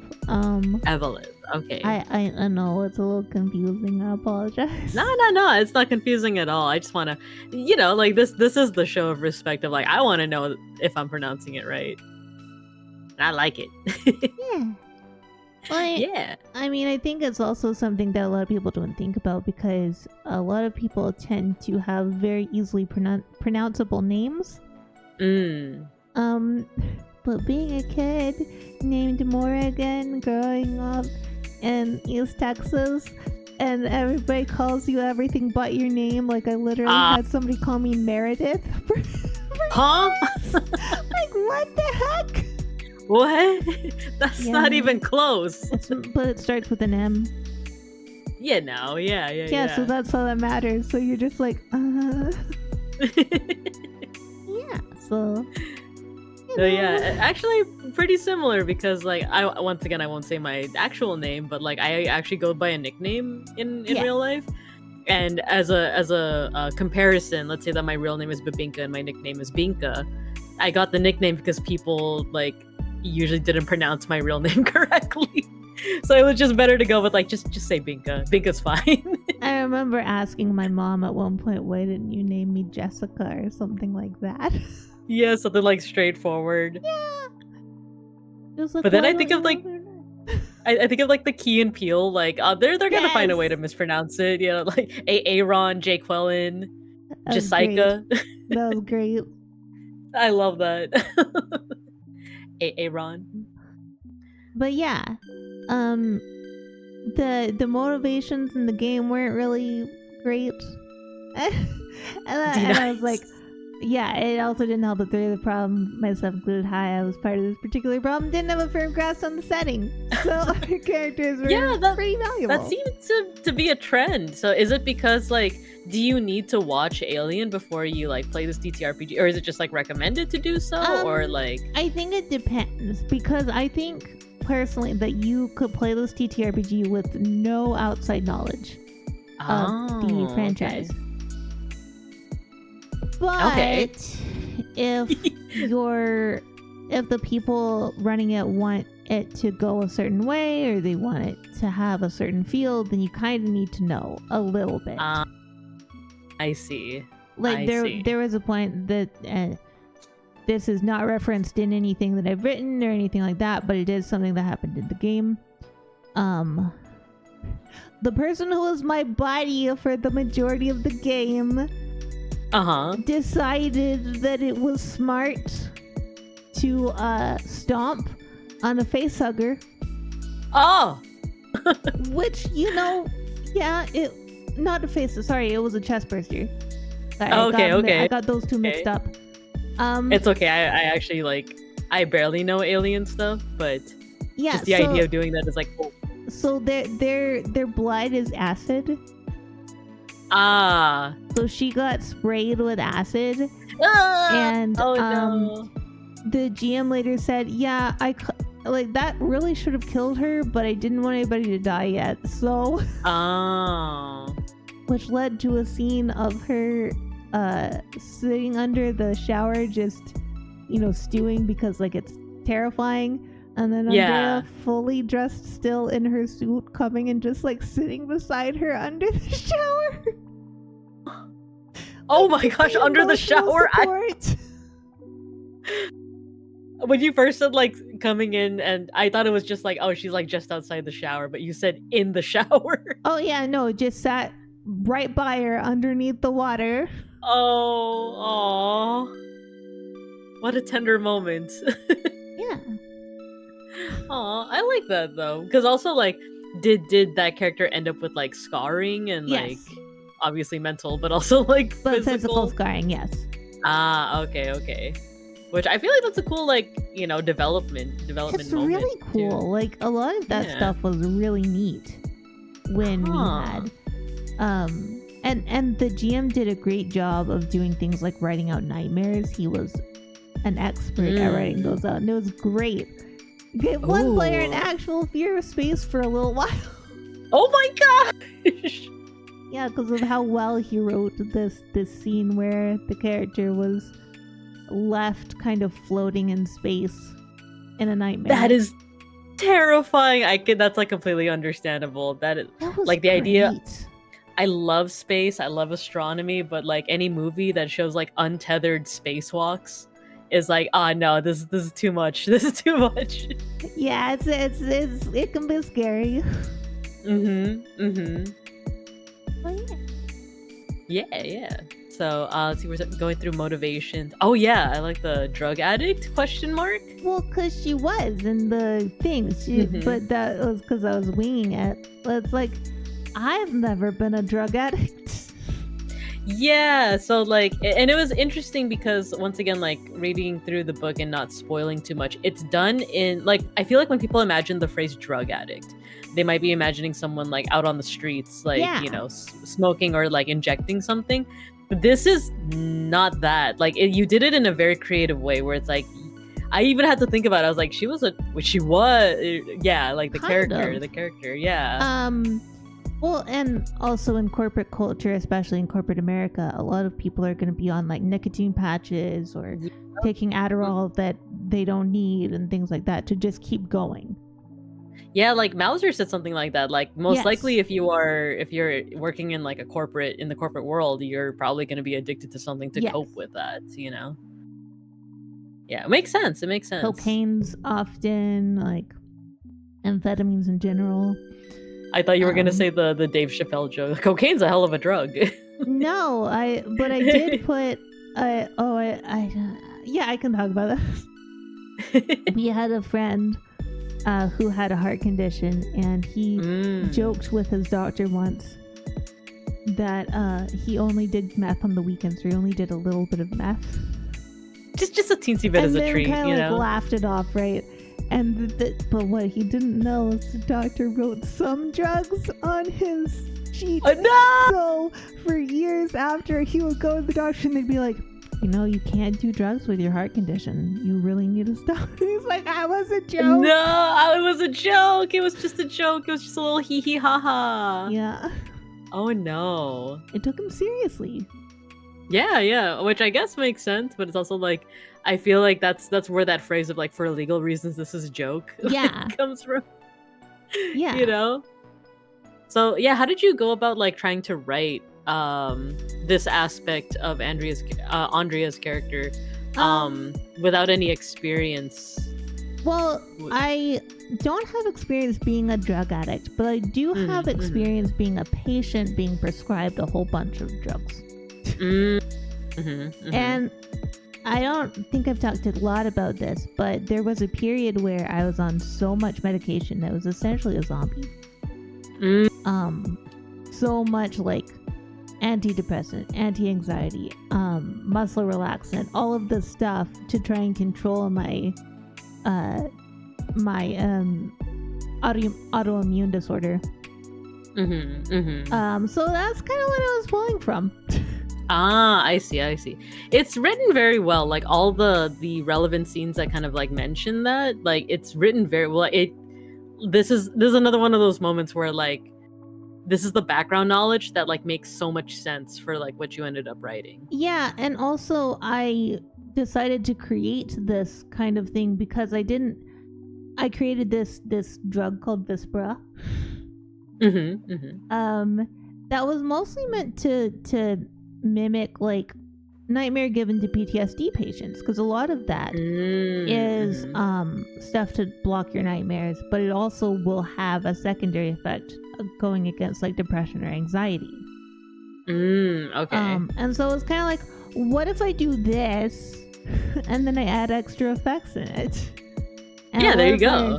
And a lot of our medication is also will build a physiological dependency over time, which is why it's incredibly important to taper off with medical supervision when you're stopping something.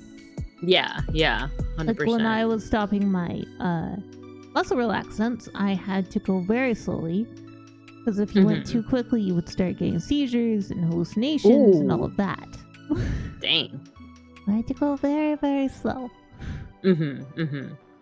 Yeah, that's what that's kind of built on. And okay. Makes sense. I've also never had an illegal drug. I did try a weed gummy after they were made legal in Canada, and I hated my experience, and I've never done it since. Oh my god. Same though, same. Like it's so, compared to like smoking weed, which is like it changes with like whoever does it, right? Like it changes depending on your body. But like weed gummies are like they're too much. They're out of this world. I've never met a person who's I've met people that like enjoy doing it, but like every like story that I've heard is like, yeah, and then I was like it for 3 hours and I got scared and I got anxious and like I thought that I was being hunted down. It's like, Jesus Christ. See, we were smart. We each just took half a weed gummy, so it didn't last very long. But I wanted to tear my skin off. I was like, my skin is touching my skin and I can't stand it and I need it off. Oh my gosh, jeez. Yeah, like I don't know, it's such a weird sensation that's hard to describe, but like for me, like I had like I started getting like not memory issues, but I thought I was like you know how like a VHS tape, if it's like old, it'll like, you know, skip and repeat. That's what it felt like for me. It's like this weird skipping. So, but also, yeah, those effects of like I kind of get what you like. Strangely enough, I know what you mean with like the whole like my skin, you know, like feels like the sensations on my skin. I don't like them. I need this to stop. You know? Yeah. Well, and you see a lot in movies like, oh man, my hand is handing. It's like, no, it's not like that though. It's like, I need it off. Yeah. No, it's like the slightest of like what's it called, like sensations or displeasures. Yeah, it's just like this is too much. I don't like this. Yeah, so I didn't do it anymore. It's like, no, nah, probably for the best. Done. I'm right up there with you on that. Like for people that like need to get medicated with whenever they need to get medicated with, yes, completely. But for me personally, and I think for us personally, like that was that was not a good time. No. Yeah. But yeah. Also, you'll see this next little bit of art by Sigdom as well. I love this art. When you showed this to me, it was so good. I was like flabbergasted. Yes. They are such a good artist. Oh yeah. I love this. I'm happy that they took my commissions. It's so lovely. There's just so many details that I dig from this.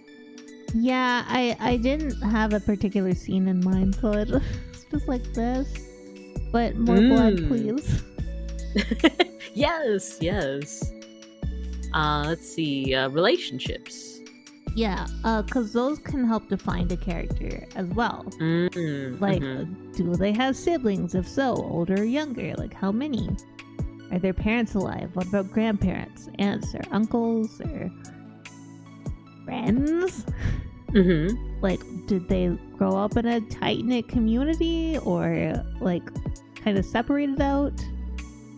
Yeah. Because Andrea craves connection. And her relationships usually kind of are transitory, and it's not anybody's fault. It's just what happens. So she has a big fear of abandonment. Okay, and, yeah. A skill manipulator could easily lead her into a cycle that spins her into religious fervor or reverence.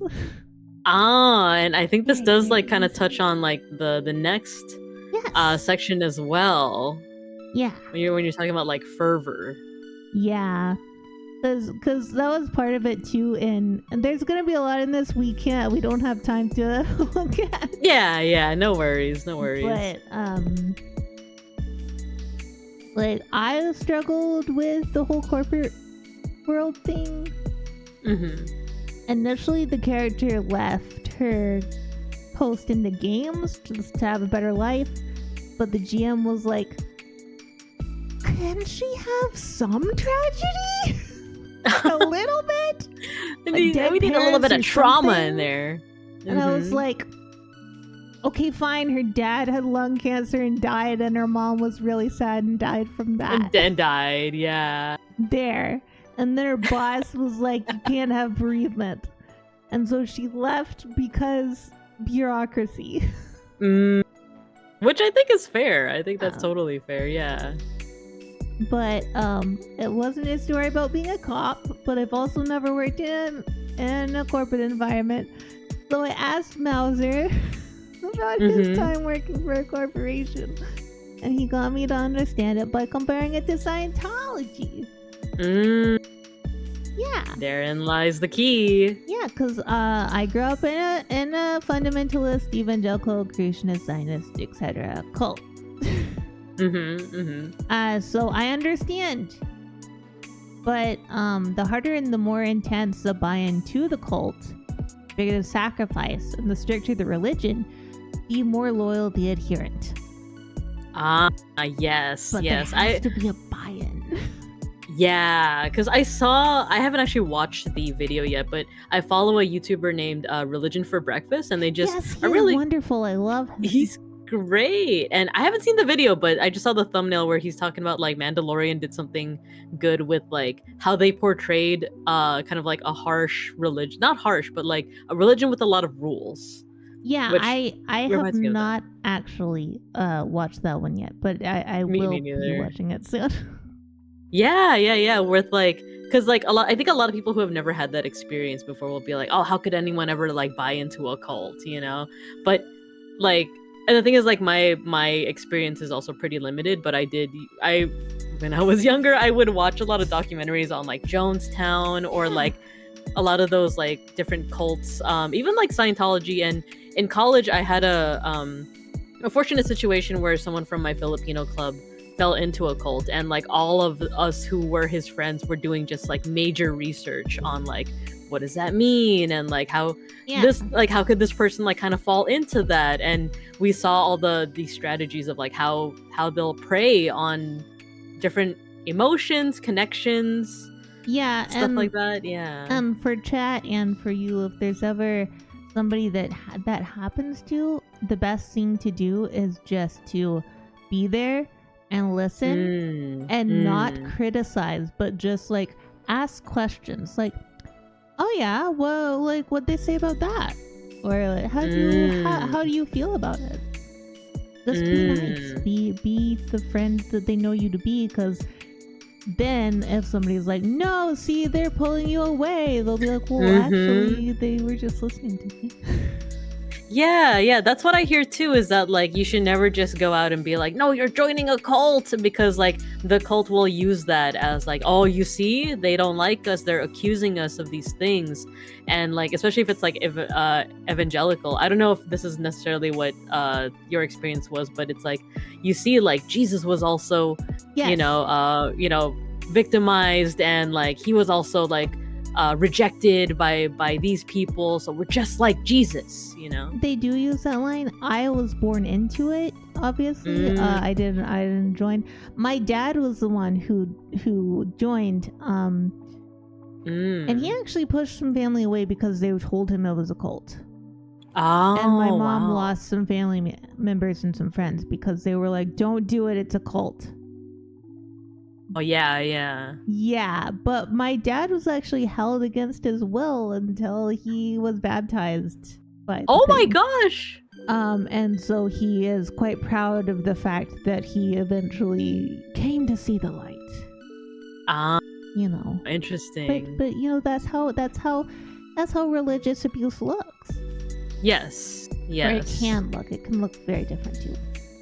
100%. Is there another ad break coming? There is. Okay. Let's see. Yeah, is it okay if we go to another quick ad break? Yeah, I don't mind. All right. We are back from the ad break. We were just yapping. Yeah, it was fun. Let's get back to it. We were talking about so the whole experience of like growing up in a cult, and then that kind of like was able to inform some of the aspects of Andrea's character. Well, yeah, because it's also one of those things. This is a story that I have attempted to tell before, like the feeling of being in a scenario there you don't have the control over everything. You can see in this research portion. I grew up knowing quite a bit about cult brainwashing. We didn't call it that. And I'm very glad that Goji was not taking that. But it's not instant, despite what the CIA and a lot of others worried in the 40s through 60s. But they set out on a magical journey known widely now as the MK Ultra Project. Yep. They found many ways to break a person, but not how to put them back together. They didn't bother doing that part. It's very interesting. It's a whole rabbit hole. We don't have time to get into it today, but if you want to read their interrogation manual that was declassified in 1963, you can find it on archive.org. It's just there along with all that information about quote-unquote extraterrestrial, stuff. Well, it's actually a really interesting read. Like, it talks about it how like to break down a person based on different archetypes and how people don't really fit into only one archetype, but here are some ways to deal with this one and that one. And interesting. But if you read it, do not utilize this in real life. It is dangerous. It is abusive. Yep. There are reports that people who were trained to do it in this way suffered PTSD themselves over learning how to do it. Yeah, that does make sense. So don't do it. It's bad. It's only for imaginary characters. I was gonna say, because like this sounds like it would be good for writing, like creative writing, in terms of like, oh dang, like you could write a very manipulative character with this. Yeah, you can, but it is a little bit terrifying. I'm not gonna lie. Oh yeah, 100%. And we do actually know how to build up a person into a personality that we want them. But that's usually with cult reprogramming, not necessarily through the MK Ultra Project. Okay. So part of that is like, the one-on-ones with somebody in authority and all of that. But we also need them to like kind of make a connection with somebody. And so we have two options. By this next section. We have two options. Yeah. Someone for her to hold tightly and never let go. Never let go. Be the person that they are codependent on. Got a young guy her age, ambitious, confident, theoretically conventionally attractive. And he wants to climb that corporate ladder as quickly as possible. And we have the boss, who is older and pragmatic, is possibly a sociopath, almost certainly a sociopath, and he has no plans. But once the correct fit, And once you have that fit, you create the true believer. Will do pretty much anything she's asked. Yeah. I'm like looking back now and I'm like, oh, I'm realizing the similarities here. I'm realizing like these archetypes. You have. Well, I mean, and those archetypes are not necessarily the same for everybody, but they were for this character. And then we have personality quirks that make the person like not just a robot. Yeah, exactly. And I do like these parts too. Like I remember I was telling you when I was first reading Erasing Emma that like the way that anxiety was written is really well done. Like as someone who also has like comparatively not severe but like also like anxiety, it's definitely written in like a way that I would say like feels accurate. Well, it's hard because like I do also have anxiety. It's the kind of, what I portray is the anxiety that I have, and no, it's severe, but the doctors keep saying they can't help me. So, oh my gosh. Well, you know, they give you the binaural beats, and they're like, "Is that helping?" And you're like, "No, my heartbeat's in my ear. Thanks." Oh no. And they're like, "This is supposed to be relaxing," and you're like, "No." I know, I'm sorry, this is just how it works. Yes, I apologize to my therapist, and he's like, "What are you doing?" Oh. Jeez. But yeah, so she runs on anxiety, and she manages it through like grounding techniques and self-soothing. You have to do something with her hands. Oh, okay. She needs to do something with her hands. That's why she's like holding a cup of coffee, or she's got them clasped in front or behind her, or like always got something. Something in her hands. Yeah, that makes sense. Box breathing exercises, 5, 4, 3, 2, 1 grounding techniques. I was noticing that as well. Yeah. And then you have like food, which this is kind of world building, but it's like, what would people eat on a terraforming colony? They don't have animals. They don't have a farm. They'd be depending on like haulers that bring in ready-made meals. I made hers the 127A, chicken curry with rice. And this is like this from this picture. This is an actual like that's an actual MRE. Thing, yeah, you can. There are actual MREs that you can get from out of here. They're not very good, but like. Yeah, I heard the same because like it's mostly like people in the military that use them, right? Or preppers. Oh, preppers. Okay. Or people on YouTube going, well, what does this taste like? Yeah, I remember like Altair did like an MRE tasting stream one time, and it didn't look that good. It's not very good.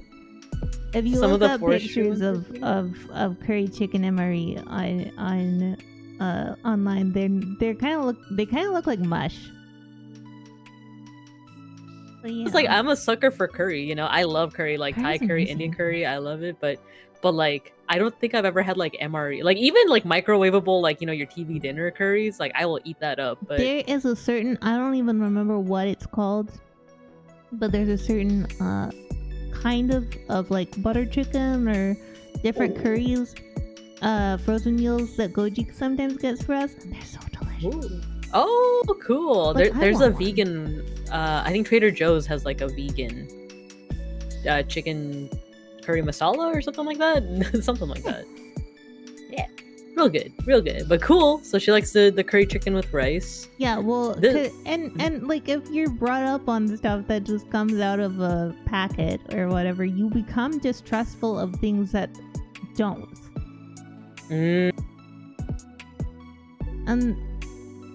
This isn't. Oh God, did I get disconnected? I don't think you did. Okay, I was watching your.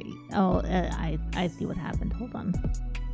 No worries. Okay, there we go. I had 2 windows open for you instead of 1. Oh, okay. No worries. Yeah. So like even in normal stuff, if you I had friends whose mom would only make like hamburger helper or macaroni and cheese, and so they get something that like a home cooked chicken soup or something, and they're confused and like kind of put off by it because the flavor is different and it's stronger. Yep. And there's this kind of like complete distrust about it. Yeah, and it's interesting because like, you know, these manufactured foods that most likely have like a bunch of chemicals in them like probably aren't like the best. They're just more profitable and like easy to ship. But like I could kind of see that, like having like the actual meal in front of you like made organically or something and just being like, this feels different. I don't know if I like this. Well, and if you've ever had a situation, I don't know how common this is, where like, I know that this happens for me sometimes. If I take a bite of a food and it's just like a little extra salty or a little extra sweet or something, all of a sudden my brain's like, what is this? No, don't. Something's wrong. No, get it away. You kind of have to force yourself to chew and swallow. But that can just be like food insecurity issues too, so. Yeah, true. And I feel like it manifests in different ways because like I feel like for me, like even if something is like, I think for me, like even if it's more salty, then I will not, you know, I'll be like, oh, you know what, it's too salty. Too sweet, I grew up with like too much of a sweet tooth, and it's a bad thing. so for me, like I grew up with the like, oh, there's no such thing as too sweet, and now I'm here in my 30s being like, actually there is. And it's not great. I love sweets. Same. Yeah. But also like when I've had things that were too salty before, and I always like hesitated to say until the person was like, is it too salty? And then I'll be like, yeah, actually it is. Like, I'll eat it, but it's too salty. Yeah.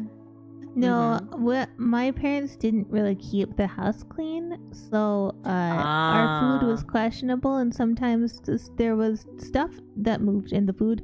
So I got very scared, and for a long time I would just like... Oh yes, also Goji is correct. Sugar levels in the South are insane. Like that sounds for like a 2 liter though. of iced tea, you pour 4 cups of sugar in it. You know what? That's how my dad used to make iced tea too. Yeah. Like we would get the packets. We got like the Lipton iced tea packets. That and sugar, and that was the drink. You know? Yep. Well, I think my parents would use actual like tea bags because my parents were Anglophiles in a way. Oh, okay. So I actually grew up drinking tea with sugar and milk in it. I love that. I love tea with sugar and milk. I'm a sugar and milk kind of gal. but when nice luminous bard. Yeah, is it too salty? No, as my saliva turns into bright. No, for that to me for real. But like I know that when Goji's sister got married, and I went to the wedding, and we were like doing this. Like, we had dinner, and then after dinner there was tea. I got a tea, and then I think I opened something like 14 sugar packets into it before I was happy with it, and I could just see my mother-in-law's eyes just getting wider and wider. She's watching this. It's like you're opening like the 5th one. It's like, okay, after this she'll stop, right? And then you're like on pack number 10. It's like that's kind of a lot. That's kind of a lot. Yeah, and each packet is like a teaspoon, right? So now I'm down to 2 teaspoons on a day where I really want a sweet drink, but you know. Oh my gosh. I feel that though. I do feel like I think it might also be a Filipino food, for example, is very like flavor blasted, lots of seasoning. So like when I had like for example like Russian food for the first time, it didn't have a lot of like, I don't know, the flavor was a little too subtle for me. Same with the tea. So I was just like, we're missing the spice and the flavor. Let me just add some too. So I feel like I would also probably do like 14 packs of sugar alongside that. I had a similar issue when I first had Romanian food, except it wasn't that it was not enough flavor. It was that it was sour flavors. Oh, like Goji's family making sour cabbage rolls, and I would be like, oh, that sounds interesting. I'm a sucker for sour flavors, but how do you feel about it? I love it, but when I first tried it, I was so unsure of what I was tasting that it was like my body was not sure what to do with it. Oh, have you ever had sour soup? I know we're getting into a bit of a tangent, but have you ever had sour soup? No, I don't think so. Oh, there's a Filipino broth called sinigang, and the main flavor in it is something called tamarind, not tangerine, because I used to make that mix up when I was younger, but tamarind, and it's very sour. And I think some like Southeast Asian, like Vietnamese and Thai soups can also come sour. It's definitely because I grew up with it. I love it, but Beans had it for the first time, and he was like, "Oh, I don't like this." So if you ended up liking sour cabbage, I'm curious if you might also end up liking sour soup. Maybe, but yeah, and also former coworker would often recommend it. It's good. I love it. and also this is another aside, but it's all good. My in-laws used to think I had an eating disorder because I would eat, and then I would run to the bathroom. That like all the food that I ate in Texas was very, very full of sugar and very like full. So my body was like, "There's fiber." I'm not used to this. Yeah, so it was just that. Okay. I also looked up Romanian sour lettuce. Is it sauerkraut, basically? No, so Ukrainian sour cabbage rolls. Oh, Ukrainian sour cabbage. Yeah, sorry, rolls. Okay. I kind of mumble sometimes. It's okay. You're good. Yeah, they don't always smell. They can smell very vinegary, but they taste really wonderful. The thing is, I love vinegar too, so like I wouldn't mind that at all. But you know what? I think I've seen this before because Beans' family is Uzbek, but they have like Russian, cultural stuff. Yeah. So I feel like I've definitely seen this before. Yeah, they're really good, and Goji's family will do rice and bacon in it. Ooh, sounds good. Yeah, they're very delicious. There have been cabbage roll heists in the family of Did you say heists? Yeah, like where the cousins try to take a roaster of sour cabbage rolls to one of the other houses, like on a okay. I was like, get together. Yes, rice, bacon rind, and onion. Bacon rind and onion. Ooh, that sounds scrumptious. Nice. I might need to find an alternative for the bacon rind, but that sounds delish. Yeah, they're really good. Cool. But yeah, so, I see talking about food. And back to this, like if she can't find something that she's okay with, she'll just drink a meal replacement drink. Okay, kind of like a protein shake? Yeah. Okay. Yeah, I noticed that too with like the use of food in especially like some of the later chapters. It's a really cool thing to notice, like kind of like you can kind of see into her mind depending on like whether or not she's able to like eat, and that was a really cool detail that I appreciated. Well, food as trust is very important, right? You're not gonna eat with somebody you don't trust, like you don't trust your food. You're not gonna drink something if you turned away and you don't know if somebody put something in. And True. But yeah, and then we come to coffee. Yes, this is a big part. Coffee is huge, and I actually this whole tastes like dirt thing comes from me as a child, and my father letting me take a sip of his coffee, and I apparently made a face and asked him why he was drinking dirt. But also, American coffee culture is very strong, or was very strong for a while. Yes, but 100%. Today it's kind of diminished a little bit. There are a lot more energy drinks and energy supplements and things like that. Oh, you know what? I never noticed it, but yeah, that's completely true. Yeah, like I think it is replaced by energy drinks. Even with things like gamer subs and things like that.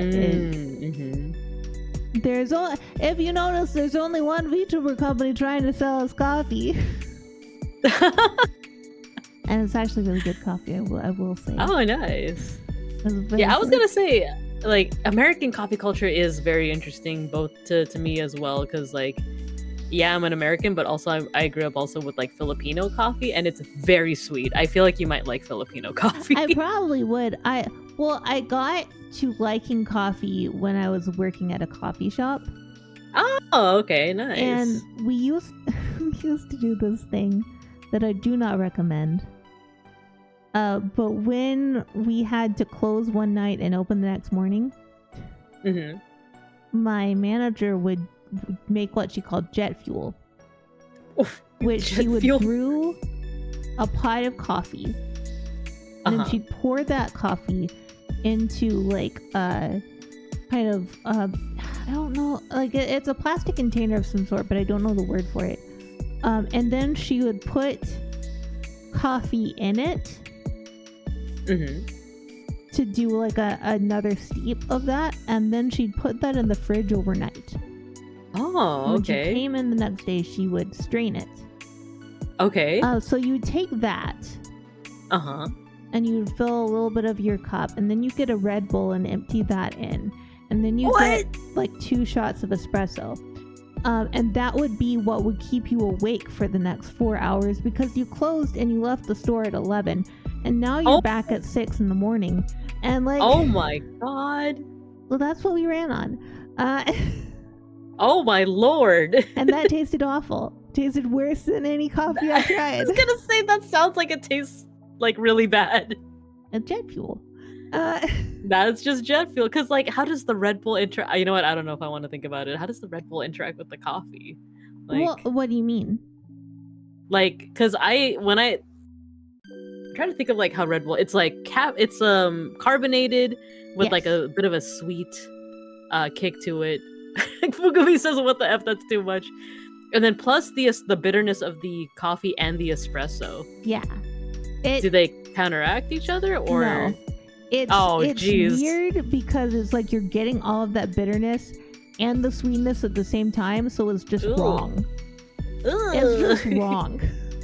It feels wrong even talking about it. But you gotta drink it so that you can not have people be mad at you. You don't have old ladies throw their coffee at you, which happened to me.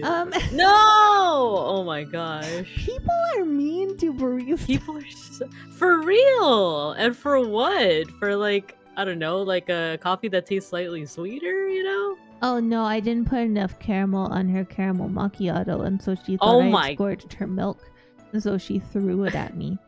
Oh my gosh! And then I had to be like, "I'm so sorry, ma'am. I will remake that for you."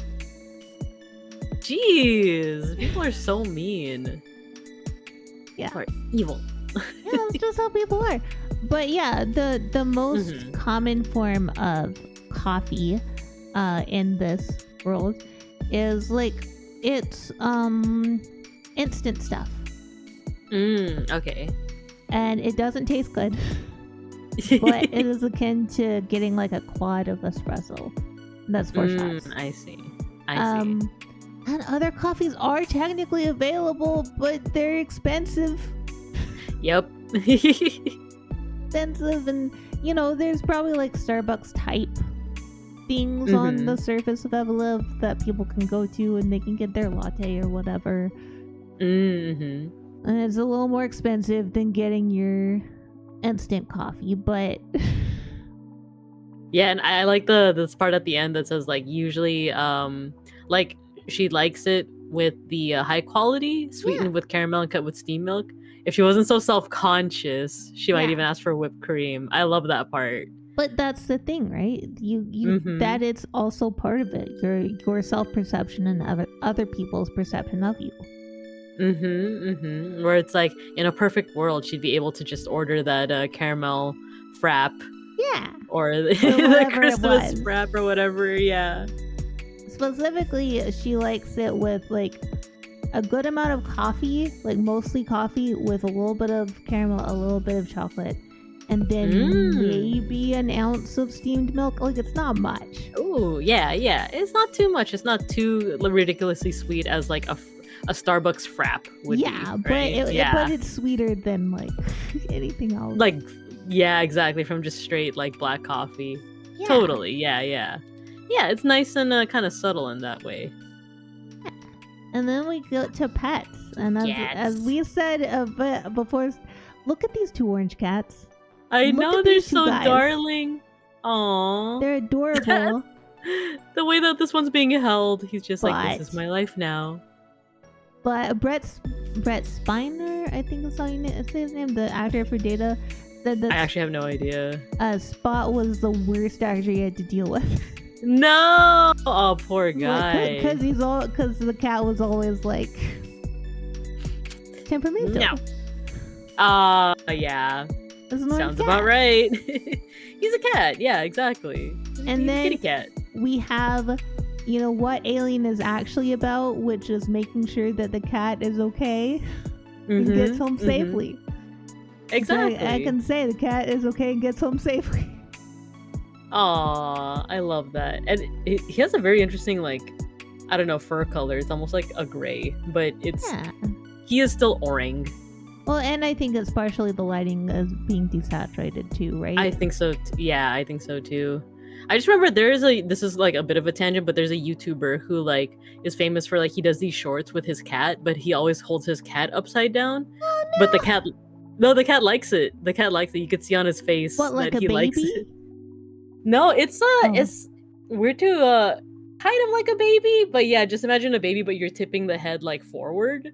Yeah. The cat likes it for some reason, but he also mentioned that like some orange cats have like a bluish tint to them, but it makes them look like gray. Meanwhile, like the one on the left, I think it is also the lighting. I think the lighting is also kind of like doing a lot of mileage here, but there are orange cats that just straight up look like Garfield orange, Yeah. But I'm like, a bluish tint on an orange cat, then he becomes gray, right? And he kind of does. That's cute. There are also different kinds of cats that have like actually a blue undercoat, like the Russian blue. Yeah. But in certain light, you can see the blue undercoat. Yeah, it's crazy. Their fur texture is also different. It's very beautiful. It's so cute. It's so cute. I love it. And then you wrote here that cats are often like seen in like sci-fi because of like the space they take up. Well, the space they take up, and also think about what you feed your cat. A cat can eat the majority of what a human can eat. Like, there are spices that they can, there are fruits they can, things like that. Yeah. But if you already have the stuff that you're gonna eat, your cat can eat most of that, including vegetables. So, like, that's easier. They eat less than a dog is gonna eat. They take up less space than a dog. They make less mess than a dog. So they're the most preferred. And you would think, like, what about fish or like snakes or something? Fish, I don't think anybody would want to take to space. Can you imagine a fish trying to get through an atmospheric burn? Gosh, the poor thing. And like in zero gravity. Oh, be awful. But also things like snakes or spiders or things like that, they need like actually living things to eat. They do. They can't eat what you eat, so they become more expensive. This is also a good point of like, I've never really thought about like just animals in space, because I feel like mammalian would be kind of like us, where it's like it's a weird sensation for them to be in zero gravity, but otherwise not too bad. But I don't know if like, don't certain insects depend on like, I don't know, like either gravity or pressure to like, I don't know, not explode out of their carapaces or something? Yeah, some do. But and also humans are more likely to figure out how to take their dog or cat to space with them, especially if they're going to be there for a while and they're gonna but most people are not going to be like, how can I take my boa constrictor with me? Because you don't want snakes on a plane. What about snakes on a Snakes on a spaceship. Yeah. This Monday to Friday spaceship. Yeah, and so Andrea specifically wants a spider. Part of it is that status symbol, right? But when you're young, you get these strange ideas sometimes, and you're like, I don't know, I've made it when I can do this, or you get obsessed with like some symbol or something. And yeah, so she was always like, I'll know I've made it when I can have a spider as a pet. Are we talking like tarantula or like a jumping spider? Oh, okay. Because that's like when guys. I hear like spider as a pet. Yeah. The little tiny guys. Are those ones that dance? Yeah. And they're the ones that you see if you've ever seen the picture of the raindrop on the head. That's one of them. Yes. Oh, that one's adorable. I love that. I think there's even a Luca the spider, the little cute cartoon. Yeah. And they their visual acuity is close to that of humans. Oh, cool.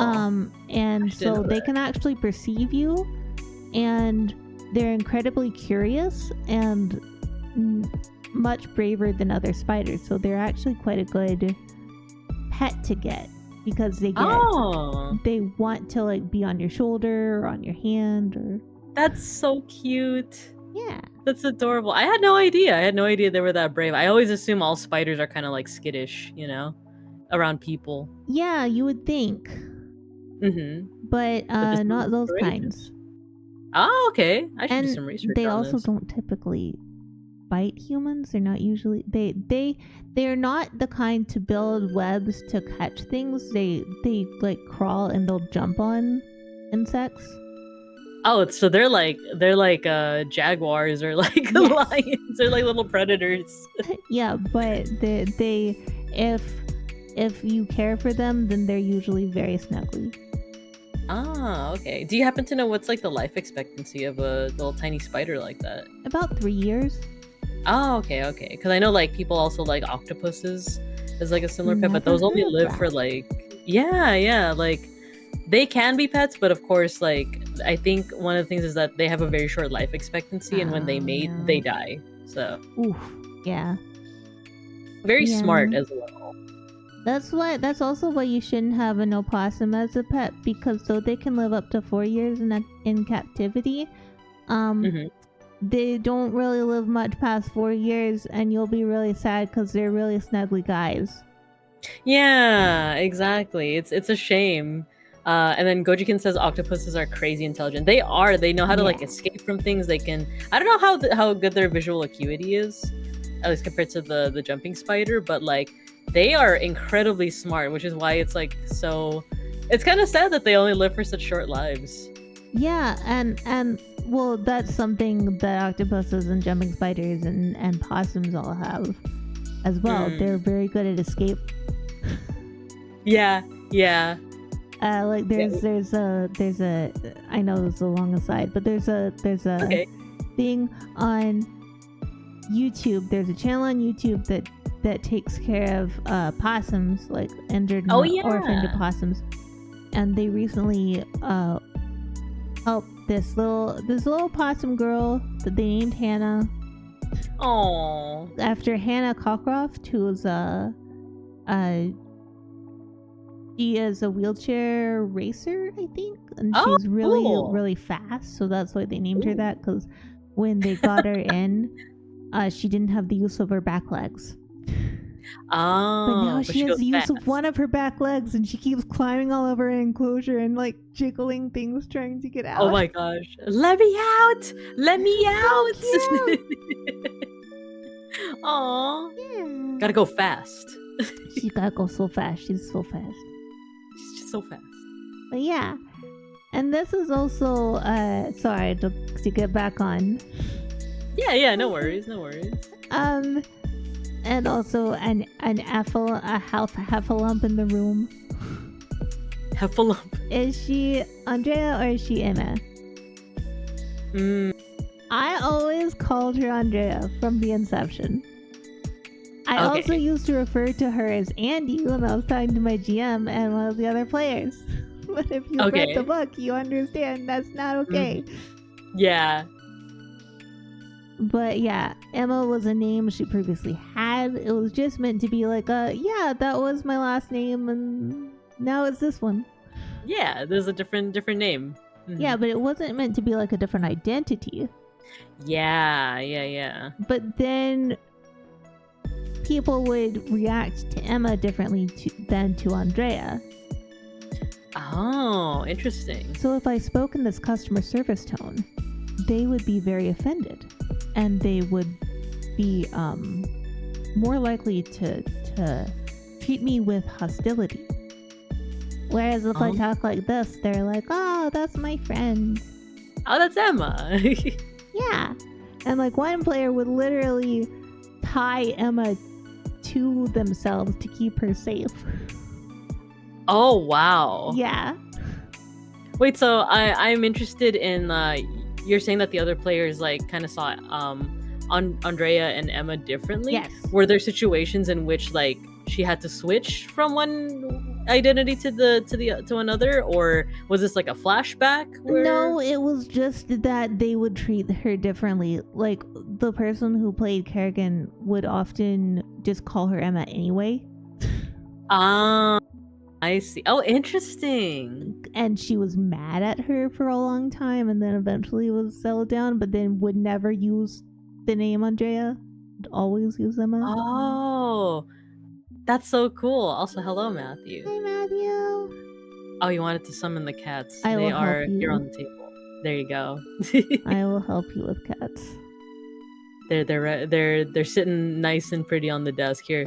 I'll actually put them. Oh nope, I put myself next to you. Let me put the cats. There you go. Cats are next to Ghostie. Ah, not the legs. There you go. Thank you. Thank you for the legs. You're welcome. You've emerged from weekend overtime. Oh my gosh. Oh my god. Hello. That's awful.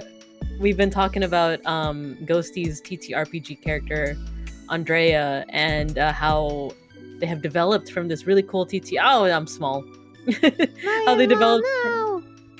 I know I'm shrunken, but yeah, like how they developed into this like really cool book character. And yeah, we're talking about like the I like the fact that like Kerrigan only refers to her as Emma. That's such a like, I don't know, that's just such interesting like development and kind of like building. Mm-hmm. Like you're not this other person you're pretending to be. Mm-hmm. Except maybe she is though. Yeah, that's the interesting thing. And I think that's what makes like this so, I don't know, like so titillating. That's what makes the story so like there's a lot of tension. Yeah, and I think that the other thing is that identity is very malleable and can be impacted by like social environments and things like that. Mm-hmm. And and your self-image is also impacted by how people treat you. Mm-hmm. But yeah, also the other part is that humans like to think themselves as good. Yeah, exactly. Like all of her actions are justified, right? Yeah, but Emma thinks she is irredeemable. And like this isn't a spoiler because it's in chapter 1. Mm-hmm. But her parents die. Mm-hmm. And also she kind of shot a man, but she shot a man who was going to attack them. So like everybody's like, it's not your fault, and she's like, but it is my fault because if I didn't shoot him, then he would still be alive. It was self-defense. Yeah, it was self-defense. It was self-defense, but I think that saying it's self-defense is ignoring the fact that if a person chooses to take a life, it can be hard on them. Yes, 100%. And it's that kind of like, you know, mild spoilers, but that is like kind of a point that I remember too from reading of like ostensibly like it is like she was defending herself, but it is still like this trauma of like something that she did. Yeah, and so like if you believe yourself irredeemable, then you'll become someone else that's more palatable. That's such a good point. So that's also part of it too. And that's kind of all I wrote on this one because I wasn't sure how far we were gonna go. No, this is great because like for one, and also just for image created with Vroid VRM's Yes. posed in VRM posing desktop. Yeah. No, but yeah, this was wonderful because like I said, like I had read Erasing Emma, and also like I'm gonna take the moment also to just go ahead and chill your books. Once again, I haven't read Vede yet, but I definitely recommend if you guys are able to purchase a copy of Erasing Emma, written by Ghostie over here. You definitely should read it. It's like an exciting read. It was very fun. Yeah, I'm just super excited to see like where else the story goes, you know. Yeah, and So, we're yeah. working on book 2, but it'll be done like probably at the end of the year. Nice. But yeah, nice. Oh, and there you go. Thank you, Matthew. Do we have time to look at your character though? We do. Yeah, I don't know. Did you have a hard stop at any point? Because okay, cool. So yeah, we can take a look at my. Cool. And then thank you for shouting out Ghostie as well. Yeah, if you guys aren't already following her, what are you doing? You guys should follow her. Also, no, but yeah, like, also, go ahead. Just a quick note that you can get the print copy pretty much anywhere that books are sold. You don't have to get it through Amazon, but you can get it there if you want. And also, you can get the ebook on my Patreon, which is just patreon.com/outermostghost, or on Amazon. And it's the same price no matter where you get it. Yeah, it's awesome. Like, once again, 100% recommend it, y'all. If you're able to read it, do so. So yeah, and this was just cool because like reading the book and then like I said, coming in to this conversation and seeing what kind of like the meta development, not even the development of the character, but the development of like how you kind of like first imagine this character into like who she is now. It's just really interesting. Like there were so many points where I'm like, oh, that's why that was included. That's why like this. It was just really good. So thank you for that. I'm glad it makes sense. It does. It's not just makes sense, but it's almost like when you watch a movie and then you go on like the TV tropes page afterwards. This is kind of what that felt like. It like scratched that part of my brain that's like, oh, this is so cool to know, you know? Yeah. So, yeah, in terms of like my own characters, thank you, Matthew, for putting that in the chat. It's our Patreon. Go check it out. Get supported. So, oh, you're good. By comparison, I don't have that much of a fleshed out character. But kind of like using everything that or even just like your own experience, I wanted to just introduce like one of the characters that I had made for a D&D campaign that went through like kind of like her own development, but not anywhere where I can say that she's like a complete character. So I'll just kind of go over like the concept, her first iteration and then second iteration, and then her third iteration, who I want to call Antara. That's just gonna be the name that we're gonna go with.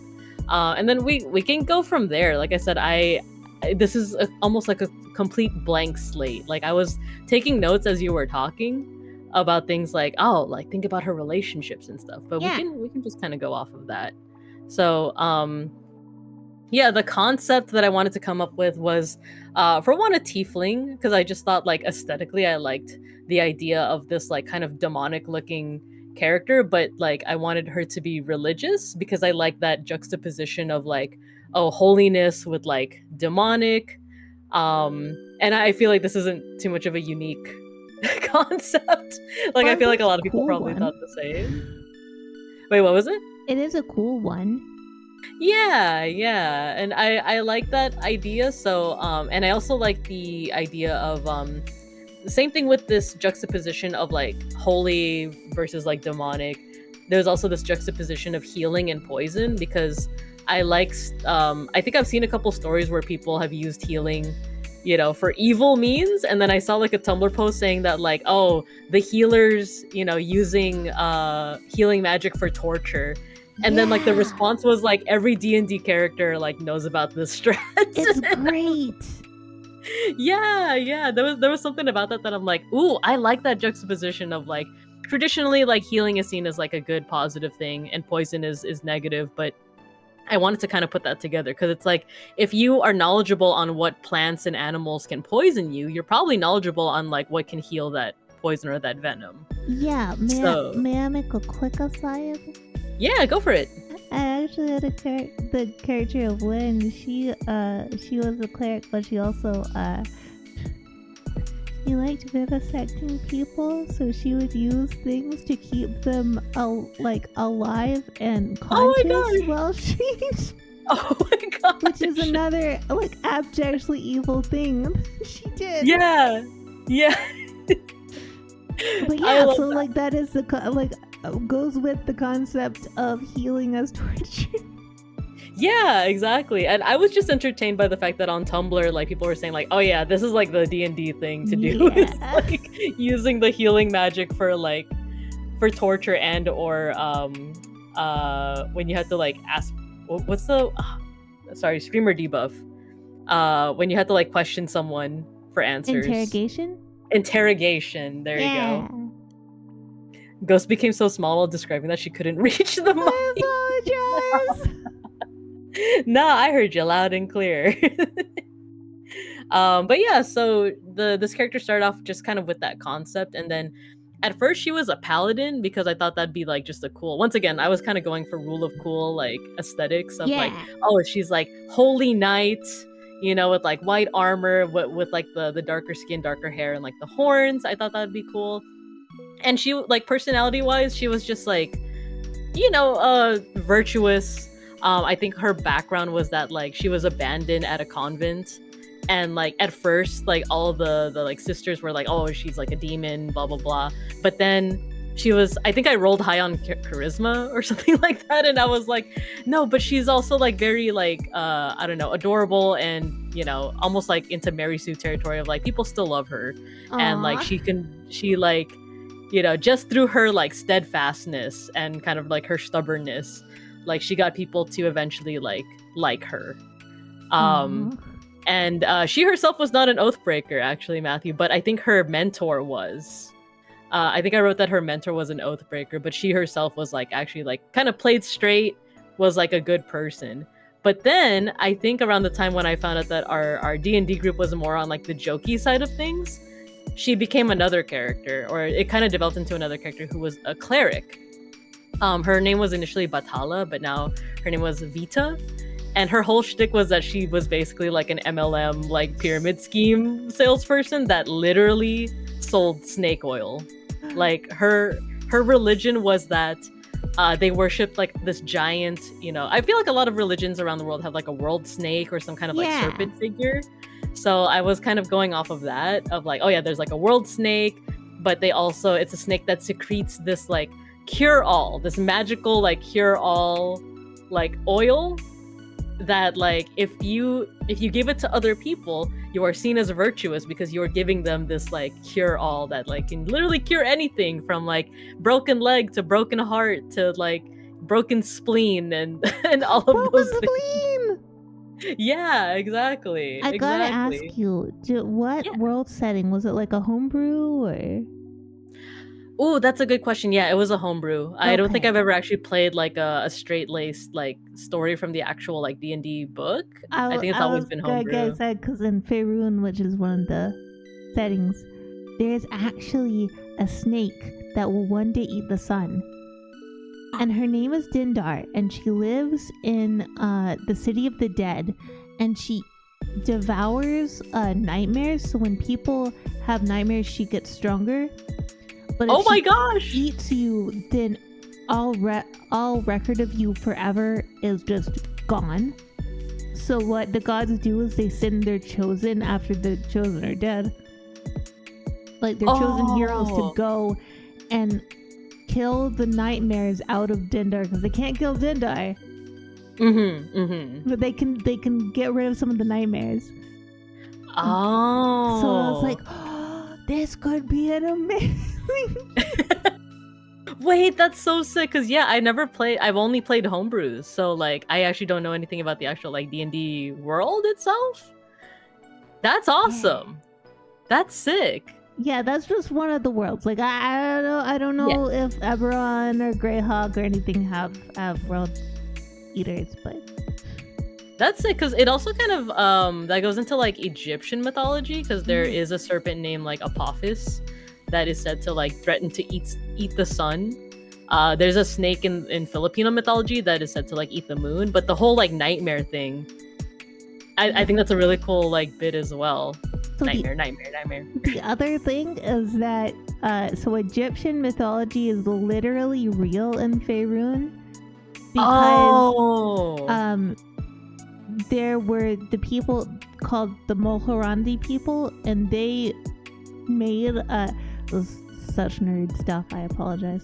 No, a portal into ancient Egypt and enslaved some of the Egyptian people and brought them back to Faerun. Closed the portal.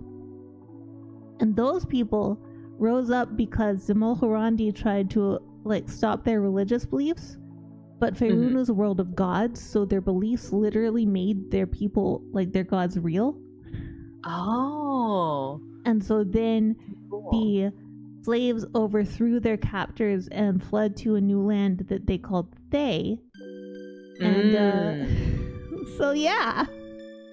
Wait, that's so awesome. But the land of the Thayans is also kind of evil now because they let it be ruled by the Wizard Council, and and that was a whole thing. So now slavery is legal there. Was a whole thing. I love that. Wait, that's awesome though. I had no idea this whole time. Oh, cool. Maybe that's something that I could incorporate. Just a cheeky bit. Yeah, let me catch up on what Matthew was saying, because Ouroboros snake eating itself, snake oil that cures people of an excess of money. That is one of the definite things that it can cure, and a cheeky bit of necromancy. Well, to that point, Thay uses necromancy correctly. So when you die, they you have to serve your body has to serve the country for a period of a few years, and what your body does is maintains the roads. So they have the best maintained roads because they have undead road crews working year round. Oh my gosh! The road's good. Oh my gosh! Wait, I have to research this after stream. They also have weather wizards that decide the weather every day. So there's also that. Just today's gonna be sunny all the time. But I guess they need to grow crops and stuff. So a couple little bits of rain. Never tornadoes. No. Never. Oh dang, this is cool. Yeah, this is what I mean of I kind of came in with just a blank slate, other than the few concepts I already had. So I never even thought to check the actual non-homebrew D&D kind of stuff. So and I do have my character sheets here, but that's kind of it. If I'm trying to remember how those campaigns went, where I did kind of the development of going from just a straight lace, they're kind of just a straightforward paladin to cleric, but I guess I can talk about personality wise. I've always been I wasn't sure on whether or not I should make the Vita, the cleric, into she's fully kind of consumed by the cult, and that she fully 100% believes in what the cult is saying because she was raised in it, or if she should be she has seen through the veil, she knows that it's kind of a scheme, a pyramid scheme, but she kind of wants in, Both of those are amazing. Well, and it leads to two very different outcomes too, because if you believe it, then every zone of truth does nothing to you. Everything, you're just excited and you're there for it. But if you know the truth and you're playing it up anyway, then that's also a wonderful angle, because I don't know, it gets into the psychology of what she is. Yeah, right, of is she someone that actually wants power, or is she someone that is, like you said, just happy to be there, and it's just I'm actually doing good by giving people the snake oil. And because then I think the conflict that I found was when people would actually when other people in the party would be oh, does it actually work, then does she say well, I've seen it work? But then you have to call into question of oh yeah, she's probably seen it at a temple, and it's people that are not paid, but they're also fully in the cult, so they're oh my god, I've been cured of my broken spleen, and she's never actually seen whether or not it works or not. Well, it's also interesting to think about from that connotation or that connection, if you look at healing tents and revivals and stuff, you'll see that even if they don't heal. Because they don't. Spoiler alert. Yeah. Who up here breaking spleens? The Joker. The Joker. I'm the Joker, baby. Well, sorry, this is another aside, but in Batman please. Mask of the Phantasm, when he finds out that the person killing these mobsters isn't Batman, he's watching it on a video call, and he says, now his face will be all over the city, along with his lungs and his heart and his spleen. And then a bomb explodes. Yeah. His spleen. But people get whipped up into a religious fervor, or they believe so hard, or they're around so many people that believe so hard that they feel socially put upon to pretend like everything's fine. Really interesting. I see. So like kind of like with the power of belief, it's almost like, oh yeah, if you use the snake oil, even if literally nothing happens, like she'll still believe like, oh my gosh, you're getting healed, your spleen. and they're likely to react as if it is working. Like people with broken limbs will jump up and through adrenaline be able to do stuff. Oh wow, that makes sense. Oh dang. So that's yeah, like that's something that not that I've never like kind of like put into thought with this character. Yeah, divine placebo effect. Exactly. So I feel like that's something that can be like integrated in. Stats I don't remember. Oh, we already have another ad break coming up. That was kind of quick. Yeah. Well, how about this? We can take our break right now, and then I think if we just I'm down to just kind of like look at the character sheets when we come back, chat for a little bit about like other ways to kind of like develop this character, and then I'm down to call it from there if you are. Yeah, whatever works for you on that one. Okay. Oh, cool. But I gotta go use the forest real quick. So I'm gonna go ahead and mute and step away, and I'll see you all in a couple of minutes. All right, we are back. That was quick. Well, it's when you're having fun, time goes faster. Right? Exactly. So, and then, yeah, Matthew said, how's it going, everybody? It's been going pretty good on my end. This has been a lot of fun to just, like, listen to your process, Ghostie. Yeah. I will say, because this is something that, like, I know I don't play a lot of 5e anymore, but Goji and I were both talking about it the other night. How, 5e makes it a lot easier to make a good, easily role-playable character. We got a raid from Mauser. Thank you for the raid. Hello, everyone. Hello. My name is BibingkaBear, your local Sunbear art history teacher and educational streamer, and I'm joined by the lovely Ghostie. Hello. And we are talking about... Oh, go ahead. Mauser, I thanked you on my section because I talked about how I asked you about things. Yeah, on like how to build a character or like making a character about corporate stuff. Characters that live through corporate hell. Yeah. So hello raiders, hello. Welcome Varzel Alton, Enfrendi, Dorf Raid, I love that. And Mauser, you return. Hello.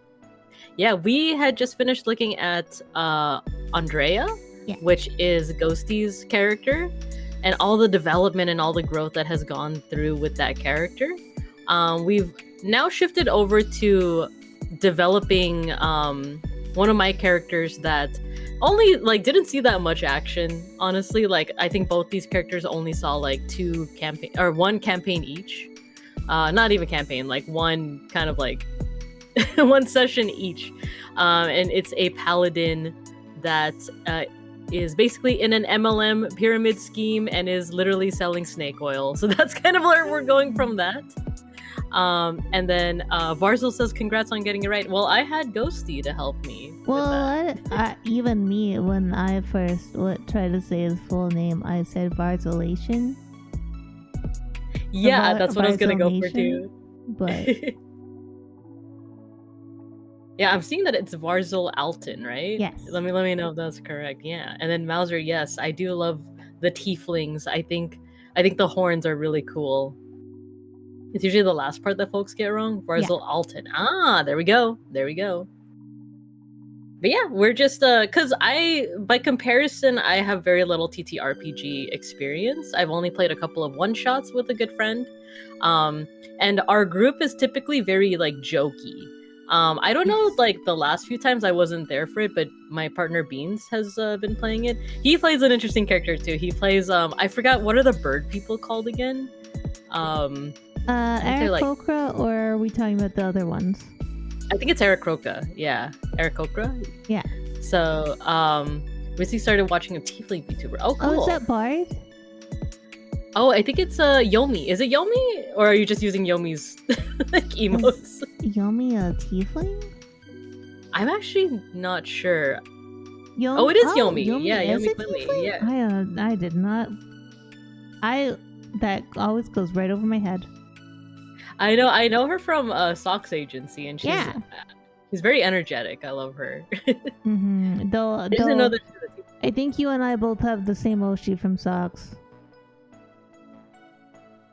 Well, I love Sklimbo. Yeah. Yes. She's spunky. Yeah, I saw you raid into him a couple of times. Yeah. He's great. I love him. Wonderful.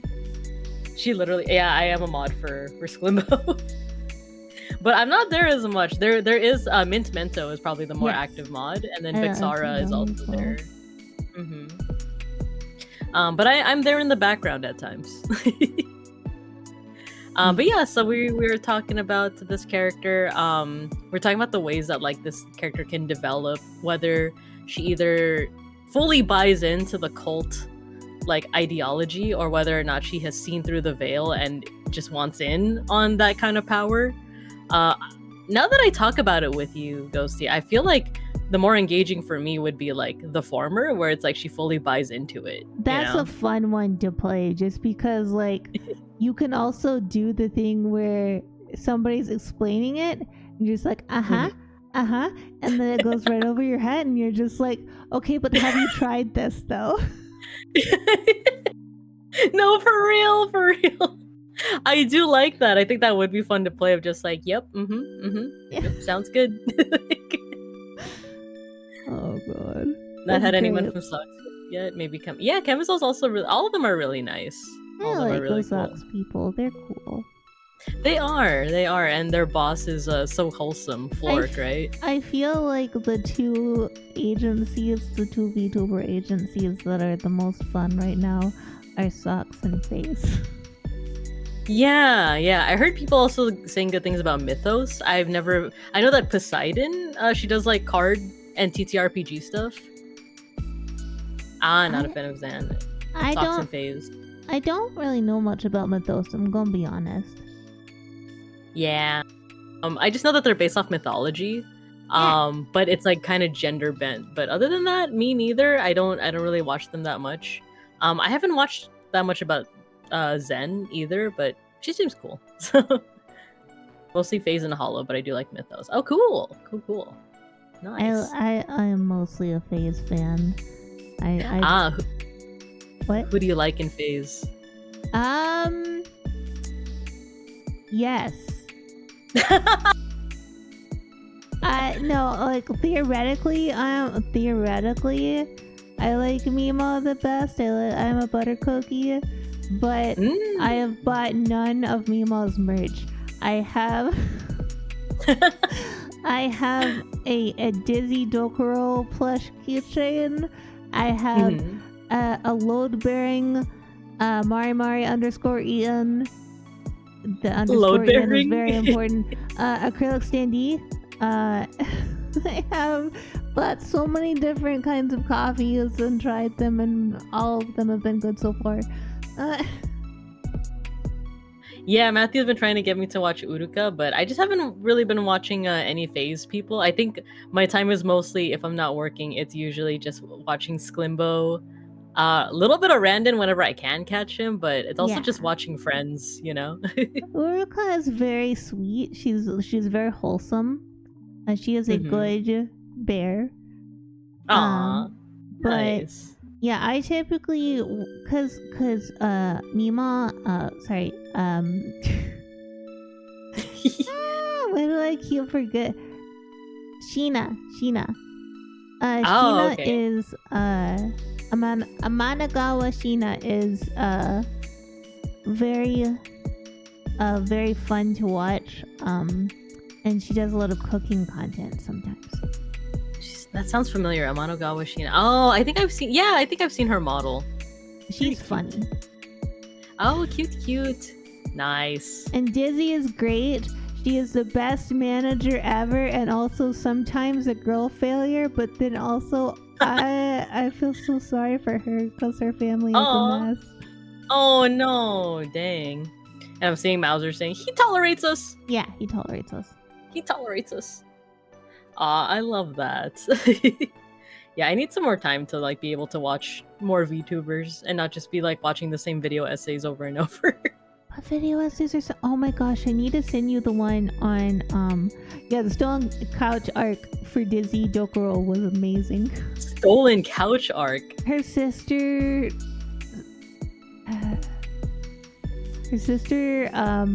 just kind of like moved one day and took Dizzy's couch. Okay. Just no notice. No notice. No notice. Yeah. Matthew says that he watches many hag VTubers, male and female. So then wouldn't that be Unk for the guys? Yeah. Left her with the Rentu and no couch. Jesus. And also took the sister took her own kids with her, but then dropped them off at Dizzy's. What? Later, it's a whole thing. Dang. Okay. It's much lore. Yeah, it's a mess. It's a mess. Dang. Okay. I'll check them out. Cries and Unk. She then skipped the country. The sister skipped the country for a while. Oh my gosh, this is one of those moments where it's like I'm kind of glad I have a pretty tranquil life by comparison. Yeah. My main worries are just the work stuff. And how do I reach these kids and these cubs? Well, see, first you learn how to hit the gritty, and then you unleash your Riz upon them with some 6-7. And I know how to hit the whoa. I can hit the whoa. The other dance moves, not so much, but I could at the very least hit the whoa. I'm pretty sure you and I are about the same age, and I have a friend who's like 5 years younger, and she messaged me the other day going, "What does Riz mean?" I was like, "What?" Hit the whoa emote when. Ooh, maybe I can commission George for something like that. Ooh, that'd be cool. Whoa, emote. Hit the gritty. I just learned how to hit the whoa. Well, we should probably go back to making your tiefling. Yeah. Let's do this. So, I don't remember too much about the stats, but if we take a good look at them, I think I remember Bathala, the paladin. I put more points into her intelligence, wisdom, and charisma, and not as much into her strength, dexterity, and constitution, which I feel was counterintuitive now that I look at this. And I'm kind of trying to remember my line of thinking for that. I think it's because don't paladins get extra, like they work better with higher paladins charisma? Are charisma casters, or at least they used to be. I don't know, but yeah, full plate for days. Dex is fine, full plate armor. Yeah. You would probably want either intelligence or wisdom to be in your strength stat instead. Like switch that. I see. And maybe switch the other one for constitution. Because it makes sense because paladins were a little bit more physical, whereas with the cleric, I think that's another question is whether or not I want this character to be a paladin or a cleric. I just wanted the religious part to be kind of at the forefront. Yeah.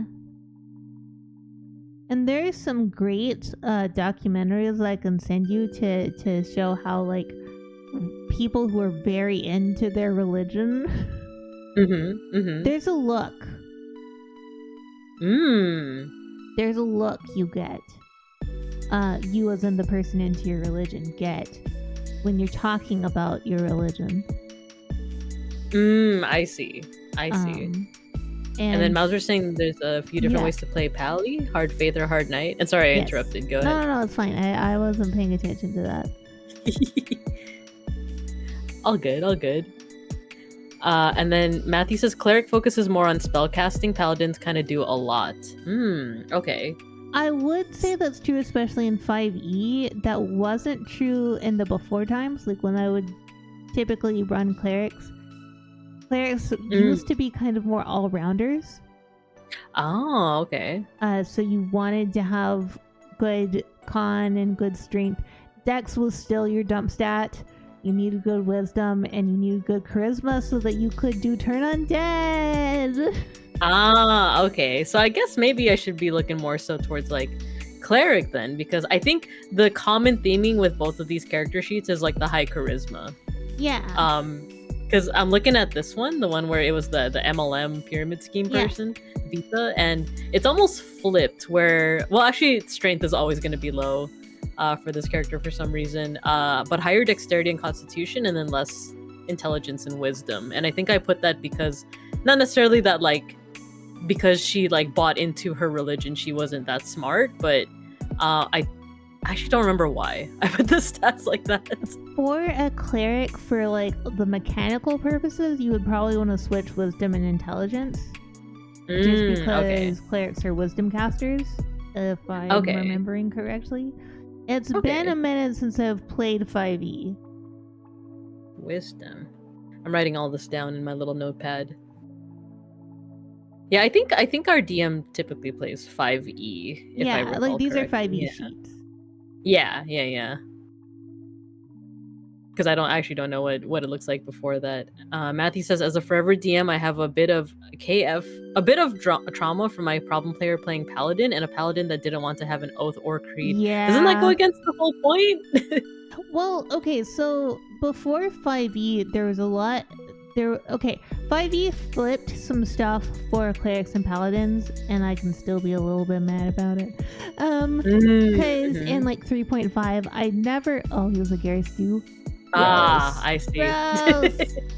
I see. Because paladins used to have to be lawful good, or if you were I don't remember what they're called. Were evil ones? Huh? Not Oathbreaker? No. It is a different one, and somebody hopefully can remind me. Essentially evil paladin. You would be, I think, lawful evil. I stopped playing after 3.5 because the 5 is changed. I almost stopped playing after 3.5. Okay. Because, like, for instance, the cleric necromancer I played was viable in 3.5 and in Pathfinder, but not in 5e. I see. And it took a lot of your agency away to do something more interesting. Clerics essentially became just your de facto healer, as opposed to, I am going to be a frontline in battle and stuff like that. Okay. You took away my undead marsh giant companion. No. His name was Fluffy. Aww. And he was a nice big man. And I kept trying to teach him how to be nice to animals, but that didn't really work because undead are evil. So yeah. Oh no! And Paladin kept trying to convince me to let the Paladin ride on Fluffy, and I was like, no, you keep calling him an abomination. You don't get to do that. You can't ride him if you don't like him. Yeah. Aw. And I'm seeing people say, talking about like 5e versus 3.5 in Pathfinder. Like I said, my only experiences with 5e, so like it's interesting to know what came before. Yeah, so 5e is very simplified, it's very streamlined, and I think it can be really good for first-time players because it gets a lot of the character building out of the way, so you can just focus on the campaign, right? Oh, okay. Whereas that makes sense. Sorry, go ahead. Oh no, I just said that makes sense. Yeah. Yeah, and 3.5 and Pathfinder and a lot of these other systems let you get very granular with your character building. And, cool. You can make really interesting combinations of things, but again, that leads to stuff like your sorcerer being an amorphous blob and dropping a house on your mini boss that the entire party was supposed to fight. Oh no. 3E had a lot of problems. Yes. 3.5 is the community rewrite tweak of that to make it more fun and less headache inducing while still giving more freedom. Yeah, and then Pathfinder was what happened when a core group broke off from Wizards of the Coast and made their own D20 system that was more down the route of 3.5, so it was like 3.75-ish.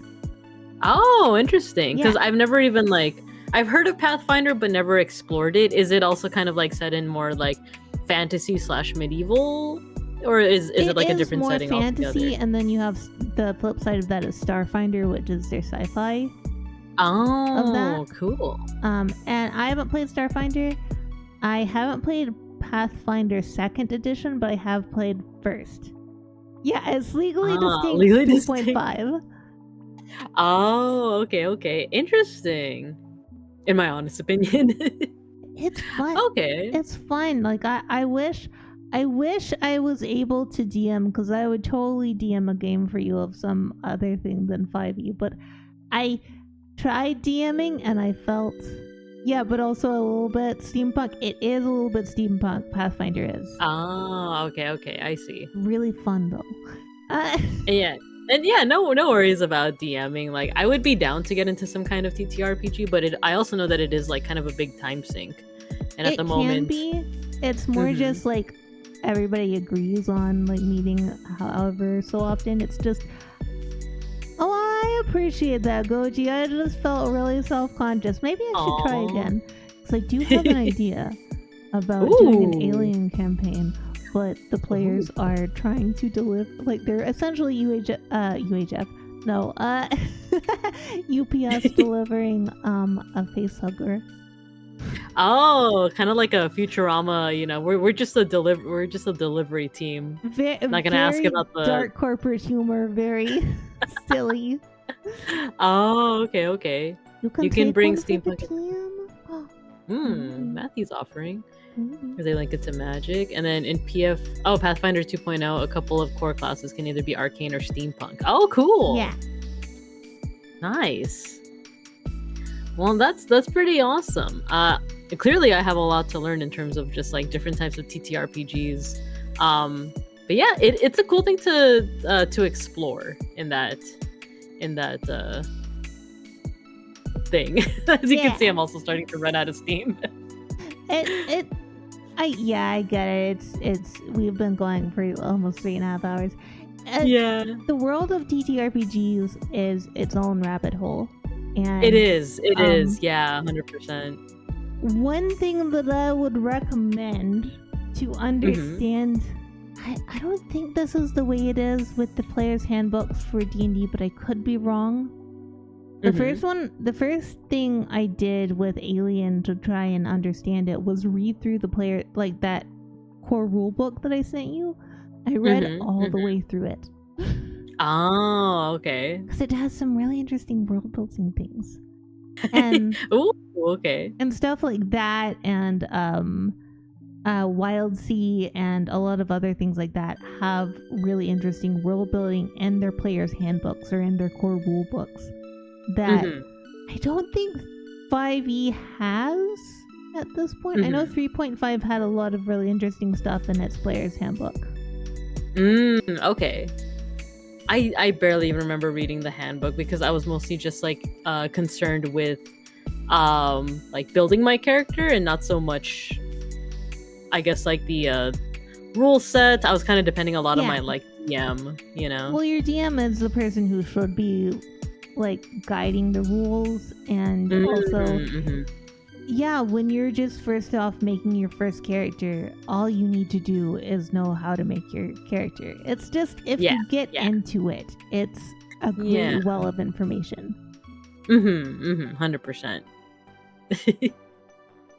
But yeah, it's fun to just talk about this kind of stuff too, of just like these are different cool ways of like facilitating things like character creation, but also story creation, as we kind of saw with just your development of like Andrea and like your development into the story, because that was another big thing that I was kind of nervous about, like talking about my character, because I don't really even have like any kind of story in mind that I would want to create with them. It's just more of like I wanted to make a character that like they could become like a story character, or they could just be like dropped into another like TTRPG and be like a compelling character. But I think part of that too comes with the experience of playing the TTRPG to allow for that growth, you know? Yeah, because like a lot of the characters I've made, they could have stories, but it's like, no, but they lived their life in that one. Whereas her, it's like, okay, but I want more though. Yeah, 100%. And that's understandable, because like talking about like the development of Andrea and like some of the things that happen in the campaigns, it's like, oh my gosh, that sounds like it would be so compelling in a book, you know? And lo and behold. but then you also have to remember, again, like if you're doing something as a group, you have to ask permission of like the GM and any person that you want to either use their character or do an homage of some sort to their character. Yeah. Totally. Which did you end up when writing your story? Because it feels like stuff is definitely like loosely based on your original character, but did you end up like, if you don't want to go into it, you don't have to, but like talking to the DM and being like, hey, I'm making this book about this character? Well, I told him that I was going to do it, and he was like, that would be great, and then I don't think he believed that I was going to write it. And so I wrote it, and I was like, hey, do you want to read this like before I put it out? And he was like, wait, what? And he was like, you did it. And I was like, yeah. And I mean, you said you would. No, okay. And then I put it out, and then he was like, what the heck? You actually did it? But the thing about Erasing Emma is that is not based on anything that happened in game. That is all stuff that I come up with for her. Part 2, the second book, has like one scene that is based off 2 scenes that were based off of what happened in game, but I asked permission. Okay. And they're definitely very changed. Yeah, that's kind of what it felt like too, is that like there might have some things that were loosely based off of the campaigns, but not necessarily like directly drawn from it. Yeah, and it's also like I had not watched, I guess, spoiler for Alien and Aliens, if you haven't watched it in the almost 60 years or something it's been out.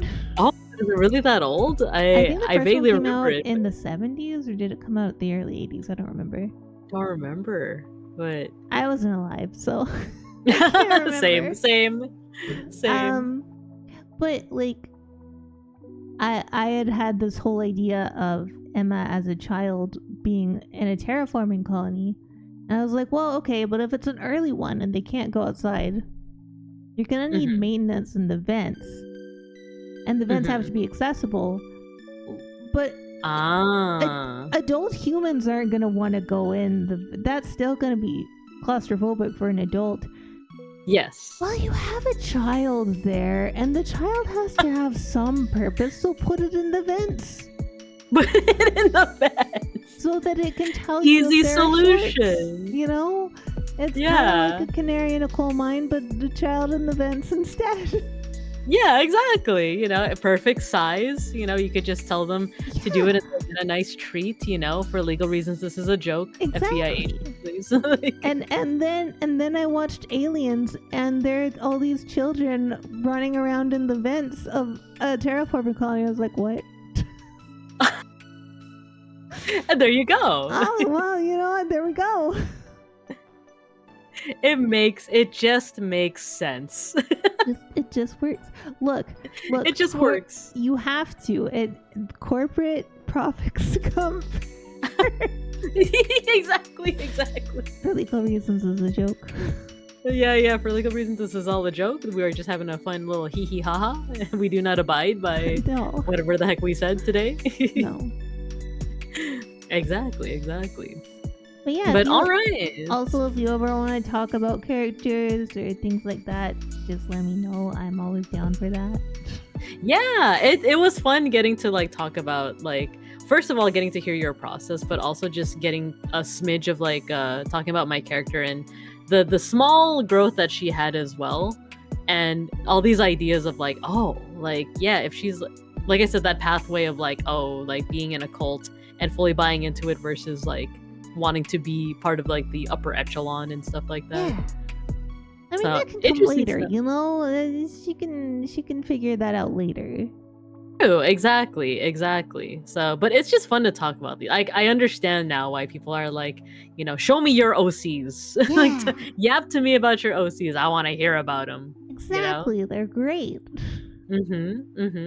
Exactly. So, I think with that, are we good to pretty much wrap up? Yeah. And yeah, and later on today, me and Beans want to watch Mortal Kombat, so we're gonna be yeah. fatality. I don't think I've ever seen a Mortal Kombat, but I hope it's good. It's well, we're gonna find out. You know, I'm not like I'm not super. He's more into Mortal Kombat, but even I think he's also just like, it's kind of there for fun and games. It's not really like, I'm not going for like the titillating story. No, I'm going there won't for be a titillating story. Yeah, I'm there for the fatalities, you know. Yeah. So, but yeah, like, but afterwards, I think we could go ahead and just end off from here. Yeah.